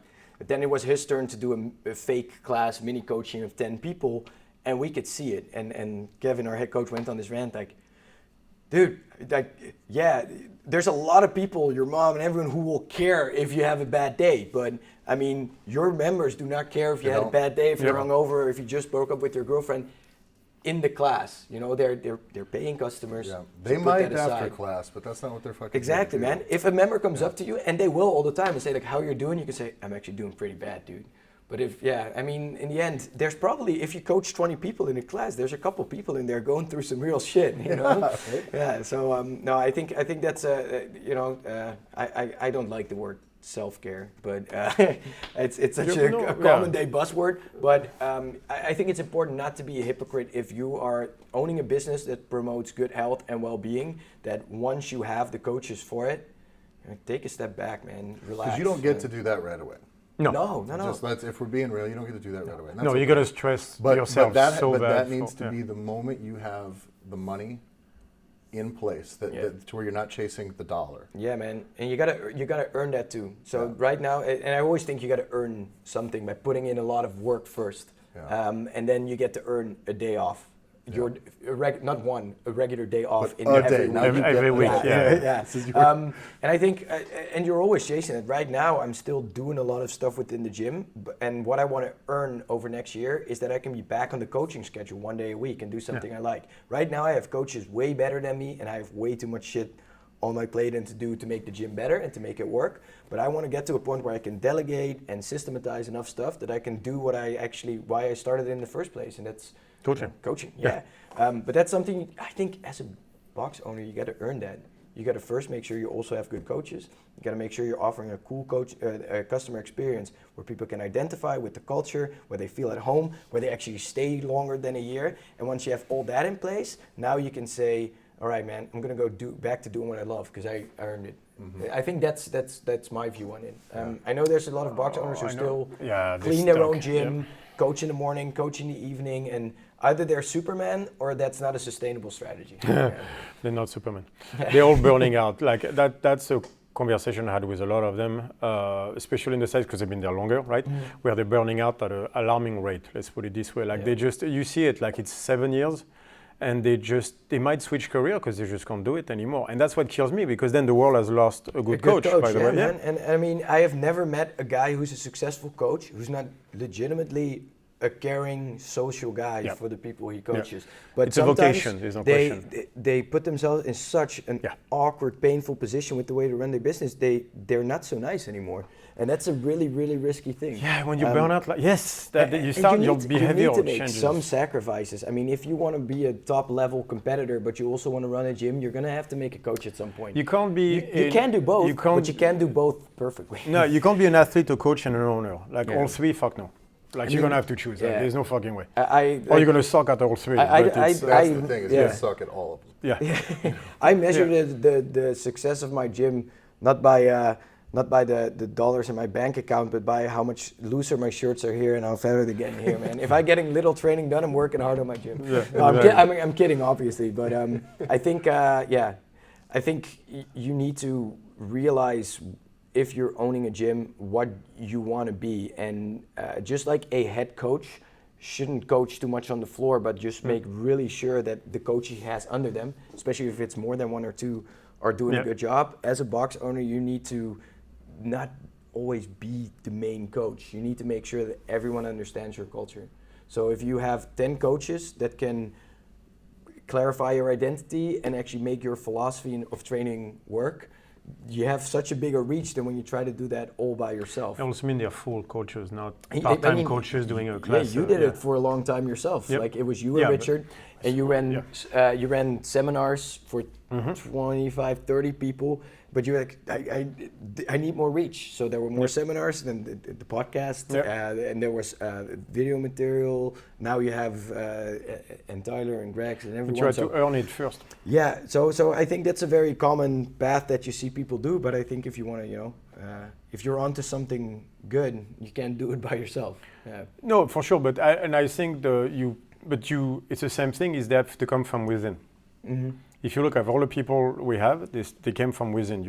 I've never brought somebody from the outside. No, It has to happen from within. Because someone already came to you and said, "Hey, I think what you're doing, it's cool. There's something to it, and I want to learn." So it's people I wanted to work with me.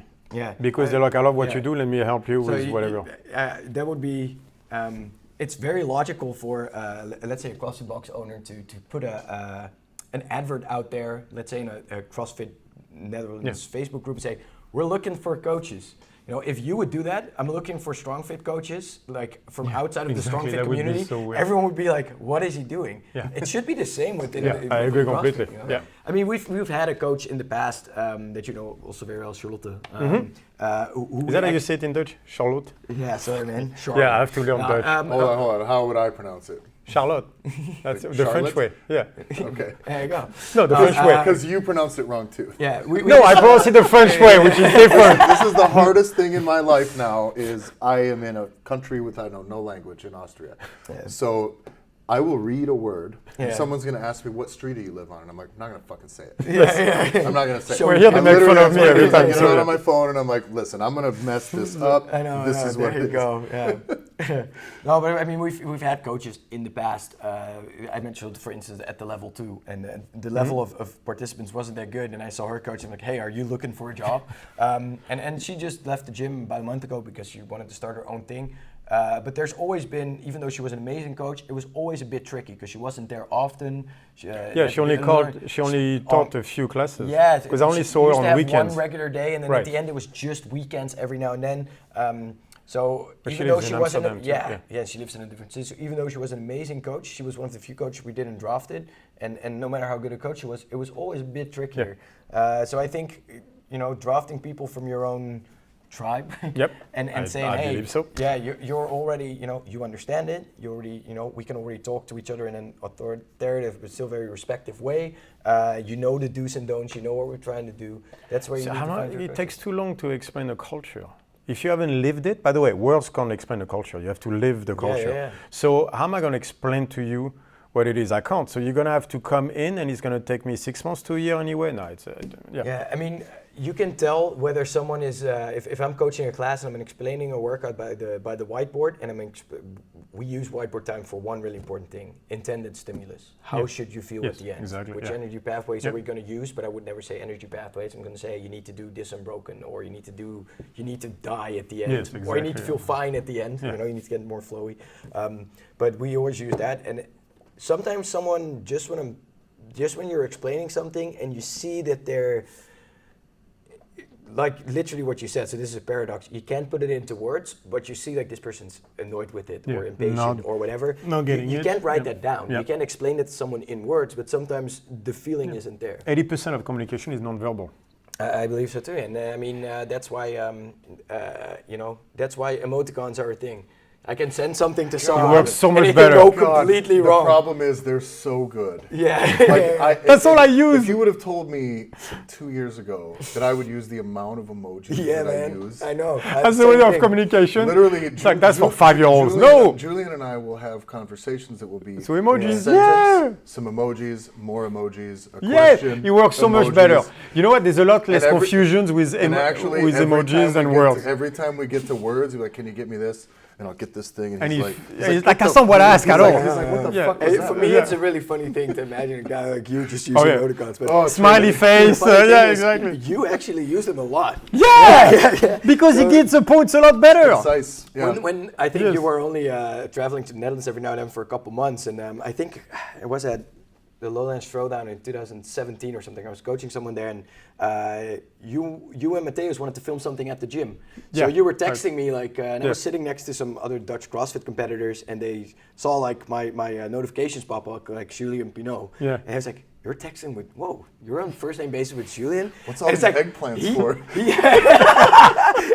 and we were like, he's using he's using a lot of emoticons, and I had to almost explain like, we're talking professionally, like we're not flirting. Right? That's all I use. He gets the point better. So it's actually interesting too that there's now the Lowlands Throwdown. Is that the one that's the new? Oh yeah. So that's a games qualifier sanctioned event. Yeah. That's up in Amsterdam. Yep. No, Apeldoorn. I'm not sure if they're going to host it there again, but Apeldoorn I don't know what that means. It's a stadium. It's a stadium that they mainly use for track cycling. Okay. And that's a pretty big thing in the Netherlands, but it's if you have Utrecht and you have Amsterdam to the west and Apeldoorn to the east, which is slightly smaller. Okay. It has been the biggest CrossFit competition in the Netherlands for quite some years, and I've always had a very personal relationship kind of with the organization because Jochem, my business partner, used to co-organize it, And the 2 guys I interned under, because like I said, I needed to open a CrossFit box without ever having done a month of CrossFit. I interned under them, and one of them is Nolan, Flowmaster for CrossFit HQ. He's always been my mentor back then, and it's a great guy. And then the box owner from that box, Jos, he is still the main organizer for the Lowlands Throwdown. And it's always been kind of seen as the unofficial Dutch CrossFit competition, kind of. Like the championship. They still had the same thing with CrossFit HQ, so it was a CrossFit competition, but they couldn't call it that. But now especially is Nolan. So Nolan is a Flowmaster for Europe, right? So and he's in Holland. Yeah, so and I mean, Jos who runs it, we still chat a lot. We run Build a Better Box, which is kind of a business coaching seminar for box owners together. And he's always been organizing it, and it came as a huge surprise to me that I suddenly saw like Netherlands is going to get a sanctioned event too. Oh, and I honestly knew it was thought coming. they were going to bring in a foreign party. Do a totally different thing. Yeah, right? man, like the athletes. The French Throwdown is a qualifier. Yeah, and then and I saw that it was going to be the Lowlands Throwdown, and I instantly said like, hey, congrats, dude, this is awesome. But I mean, we have no idea what it's going to be like. The Dubai Fitness Championship is when? Next week or something? It's now? It's this weekend. This weekend? We have no idea, because this is the first time there's a CrossFit sanctioned event. Dubai, they've been running it as a pro event from that years anyway, so it'll be the same way. So it won't make a difference for them. No, probably not. But this first year, like we were talking about earlier, this first year of these changes with these sanctions, with now all of a sudden there's just boom, boom, boom, and they're everywhere, I think is, one, it's fast, but for the growth that we've got coming up, it's. I believe the camera is about to die. That one's good. I'm just saying, yep. We've got we're good. We're gonna squeal out about another 10 minutes. Okay, cool. This will be a 2-parter. Yeah. So. Okay, cool. Yeah. I know, I'm just because I'm seeing the blink and I'm like, okay, we're about to die. Yeah, I think we're doing all right. But so because of this growth that we're kind of to me from outside looking at, seeing what things are like in the States, and I think in the States still we're losing the war on obesity and the sedentary life. We're still losing that war, but I think there's room to grow. But I don't know. I just think that the fitness culture here, it's going to absorb. Well, the question is, so much can we save?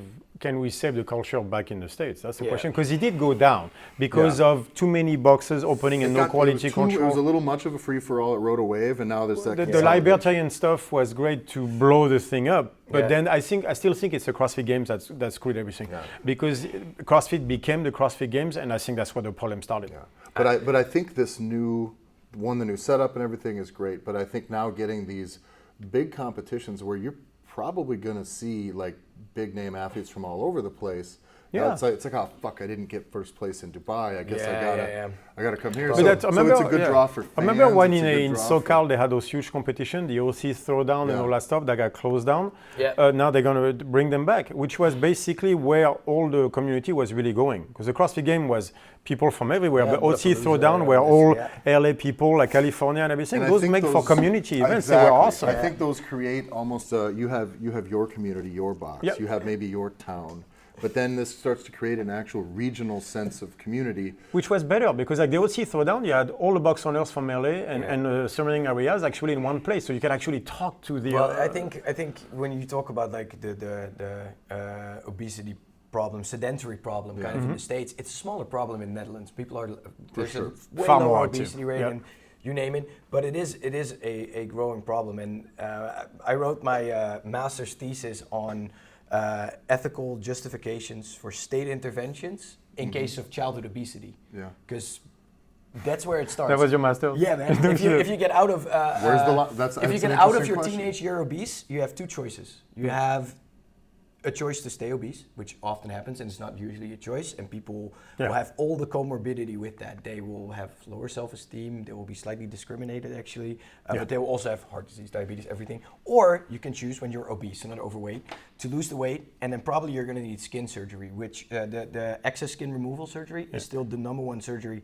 when it comes to infections, because you have to you get cut up everywhere. I've seen it. It's extremely painful, huge long recovery. I never would have thought of it. Really? But people I've seen who have done that surgery, it is a fucking major thing. You have a philosopher called Joel Feynman, and he writes this part about the child's right to an open future. So one of the worst things you can do to a kid is once they get to a point where they're an autonomous agent and they can make their own choices, they suddenly can't make the choice about how they want to look, in this case. So that's one of the worst things you could do. The horrible thing is the parents of obese children usually don't have bad intention at all. The opposite often. It's just the status quo So sometimes. for me, in my utopia, my ideal world, CrossFit will be doing these bigger competitions. They will become more and more successful. More and more people will go through it. They'll be like, oh shit, I want to do this shit too. That's awesome. They go to their local CrossFit box. They start training there a lot more, and they suddenly start bringing this over to our kids. So once we had one of these strategy sessions to do our identity, and the guy who was our brand strategist asked Jochem, my business partner, what does your ideal world look like outside the gym for a member? And he was like, you know what I would like? If I go to the park and I see a dad who trains with us, and instead of sitting on his phone, he would be with his kids in the park doing like GMB animal walks or pull-ups or hanging on the bar, man. That's the perfect world. And that, for me, if CrossFit does this to create bigger exposure, and that is the effect on it, no matter how big, then I'll pay him in dues to CrossFit every year with a smile on my face. The obesity goes past that, because they were looking at gut flora, and if you basically ingest certain things, it cultivates a certain colony versus others in your stomach, and they'll have a voice that is louder basically, and then that'll drive you toward that food. Yeah, so by basically building up the gut flora a certain way as a kid, you'll be addicted to sugar your entire life. It'll take years to reverse. I don't know if you've ever read Think Like a Freak. It's from the guys who wrote Freakonomics and do the Freakonomics podcast.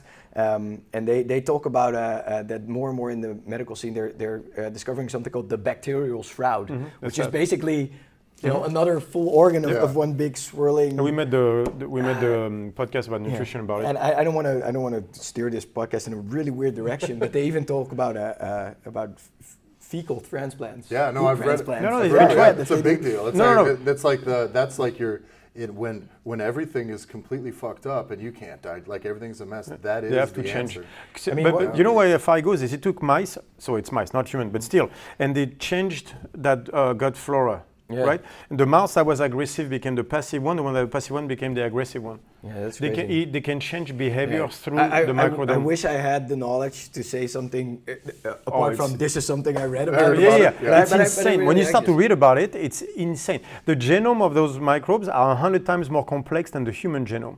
So DNA-wise, they are far more complex than we are. All living species on Earth, every kind of organism on Earth, and you see what percentage of that is bacteria. I mean, bacteria scared the shit out of me, man. They're invisible, and like the greatest invention in human history was soap because it killed bacteria, man. But we found the same bacteria there in the for brain. A couple months with a huge bacterial that would do infection. I almost died. But outside of that, I can't imagine. Bacteria scared the shit out of me. So we're kind of near a point where we maybe want to wrap up, but only because I know that camera's running. Exactly. We'll see how it goes. But there's a memory cap on that one, right? I cleared that one all up just to be safe. But you never know. I mean, we knew this was going to be a long. Worst case scenario, it's audio only. So. There you go. But I want to make sure people know where to find you, how they can, all that stuff. So. It's UnScared CrossFit, not CrossFit Unscared. No, that's a big one. How heavy was that decision? Or was it, here's what it's like when you open an affiliate. You think of 100 names you want your gym to name, and you don't get any of them. And CrossFit decides which one you're going to use. So what you do is you get a word. If you're fortunate, if it's a real word. That's a cool thing. UnScared is actually 100% stolen from Brian McKenzie and his article called "In Spite of Self-Preservation." Me and Jochem really loved that article, and especially the sentence about. Doing something you're really scared of, but doing it anyway. That's being unscared. It's not a real word. But we had to actually write to I think Kelly and Brian McKenzie going, hey, we want to name our gym that. Is that cool? And then they immediately was back like, dude, that would be awesome. There you go. And then we claimed the name, and I think HQ even said like, is Brian okay with that? Because he wrote this one, and we were like, yeah, man, we have written consent. So then we started it. we still all the time have people saying CrossFit UnScared, and it used to bother me, and now I just say UnScared CrossFit and we move on. Every now and then I get a phone call and or an email, and someone's like, yeah, I'm looking for UnScarred, and it's like, that's the metal band, bro. I actually want to do like a metal shirt for UnScared, awesome. UnScarred CrossFit. Where it just looks like tree branches, all black and white. I used to have a very different lifestyle from my business partner, so I said if we break up, I start my own gym called Unsacred CrossFit, and you can have UnScared. Exactly. But no, you can find us on Instagram and Facebook for UnScared. I mean, we UnScared CrossFit is a part of UnScared, the company. So we do UnScared weightlifting, UnScared strength. Okay. It's UnScared, basically. Yeah, UnScared coach course, but mainly, most of our classes are UnScared CrossFit, so on Instagram, that's what we're called. I'll try and I won't spell my name, but you can find me anywhere under my name. Just look at the lawsuit. Willem Hilberdink. Just look at the lawsuit from CrossFit, and then you'll find it. Just look for the shortest Dutch guy, and you'll find it. The short Dutch guy. Yeah. Now your coaching courses, you do some workshops and things like that. Is that all able to be found on your website? Yeah, man. Yeah. So if you go to unscaredcrossfit.com/UCC, that's Unscared Coach Course. We run a couple per year, and they're the easiest way to get in the gym because they don't have a wait list. So exactly. You can just join that. It's an international course, so we actually always teach in English. But you teach even your classes in English? Yeah, all of them. Yeah, we have about a quarter or a fifth of our members are non-native Dutch speakers, expats, foreign students, stuff like that. I feel the pain, trust me. Yeah, I know. Other than that, it's non-native. Do you see how they speak? Yeah. That's how I feel here, man. I'm just telling you. Yeah, no, it's just not Dutch. No, and once a year I run the Build a Better Box seminar together with the organizer of the Lowlands Throwdown, which is just basically a kind of a business coaching seminar for box owners. And we always we try to invite people with very differing opinions, so there's a bit of hassle, and if they don't collide, we poke it a bit, so it's fun to go to as well. Until they do. Yeah, and everyone who's watching this and will ever be in the Utrecht vicinity, like I'm always in the box, and there's always coffee. So even though mostly afternoon. Mostly afternoon. Yeah, that's true. Afternoon, I'll be there. Here's what happened. When the first time I was here for like 10 days. Yeah. When I was going to move here, right? Yeah. When I first came at the beginning of the summer. And we went to the gym, probably like 4 or 5 of those days we went into UnScared. And everyone was like, yeah, we're going to go. We'll probably see Willem. Oh, good, you'll get to meet Willem. Oh, Willem's great. Willem's great. Yeah. This motherfucker Who's sleeps Willem? a lot. Yeah, exactly. That's the thing. I was like, it's 11 o'clock. Willem's not here. When I ran the box with my business partner, he has 2 kids, and I luckily don't yet. And he would bring his kids to school and be at the box, and then it's like, it's 4, I need to be home by 5, or I have an issue with my wife. I would usually come in around noon and stay till we close down the gym. Now he left, but I still have this. Yeah, you're like, this is who I am. This is what I do. This is what I do, man. Yeah, so every now and then I see a member, it's like, I don't know you. How long? Did you recently join? Or do you just do morning classes? Yeah. You know what I mean? I've been here 2 years. Like I said, anyone who ever wants to stop by and is near Utrecht, like these guys can attest that it's a great, a great city to visit. And I need to say, man, visit the other boxes and gyms in Utrecht too. Like the gyms you guys work with, like MLab, they're all awesome places. So yeah. As far as we go, thanks for coming on. Yes, yeah, man. thank you for coming. This was so much fun. All of our stuff, strongfit.com, your StrongFit1 on Instagram.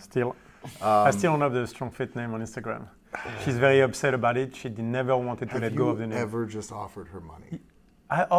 She doesn't talk to me anymore. I'm blocked. I cannot communicate with that woman. I still blame Eddie Heft on that one. Does she like big bearded guys? She's Norwegian. She might. I'm like, hey man, if you want me to talk to her for a 5% fee of whatever we need to, I'll take it, man. Not bad.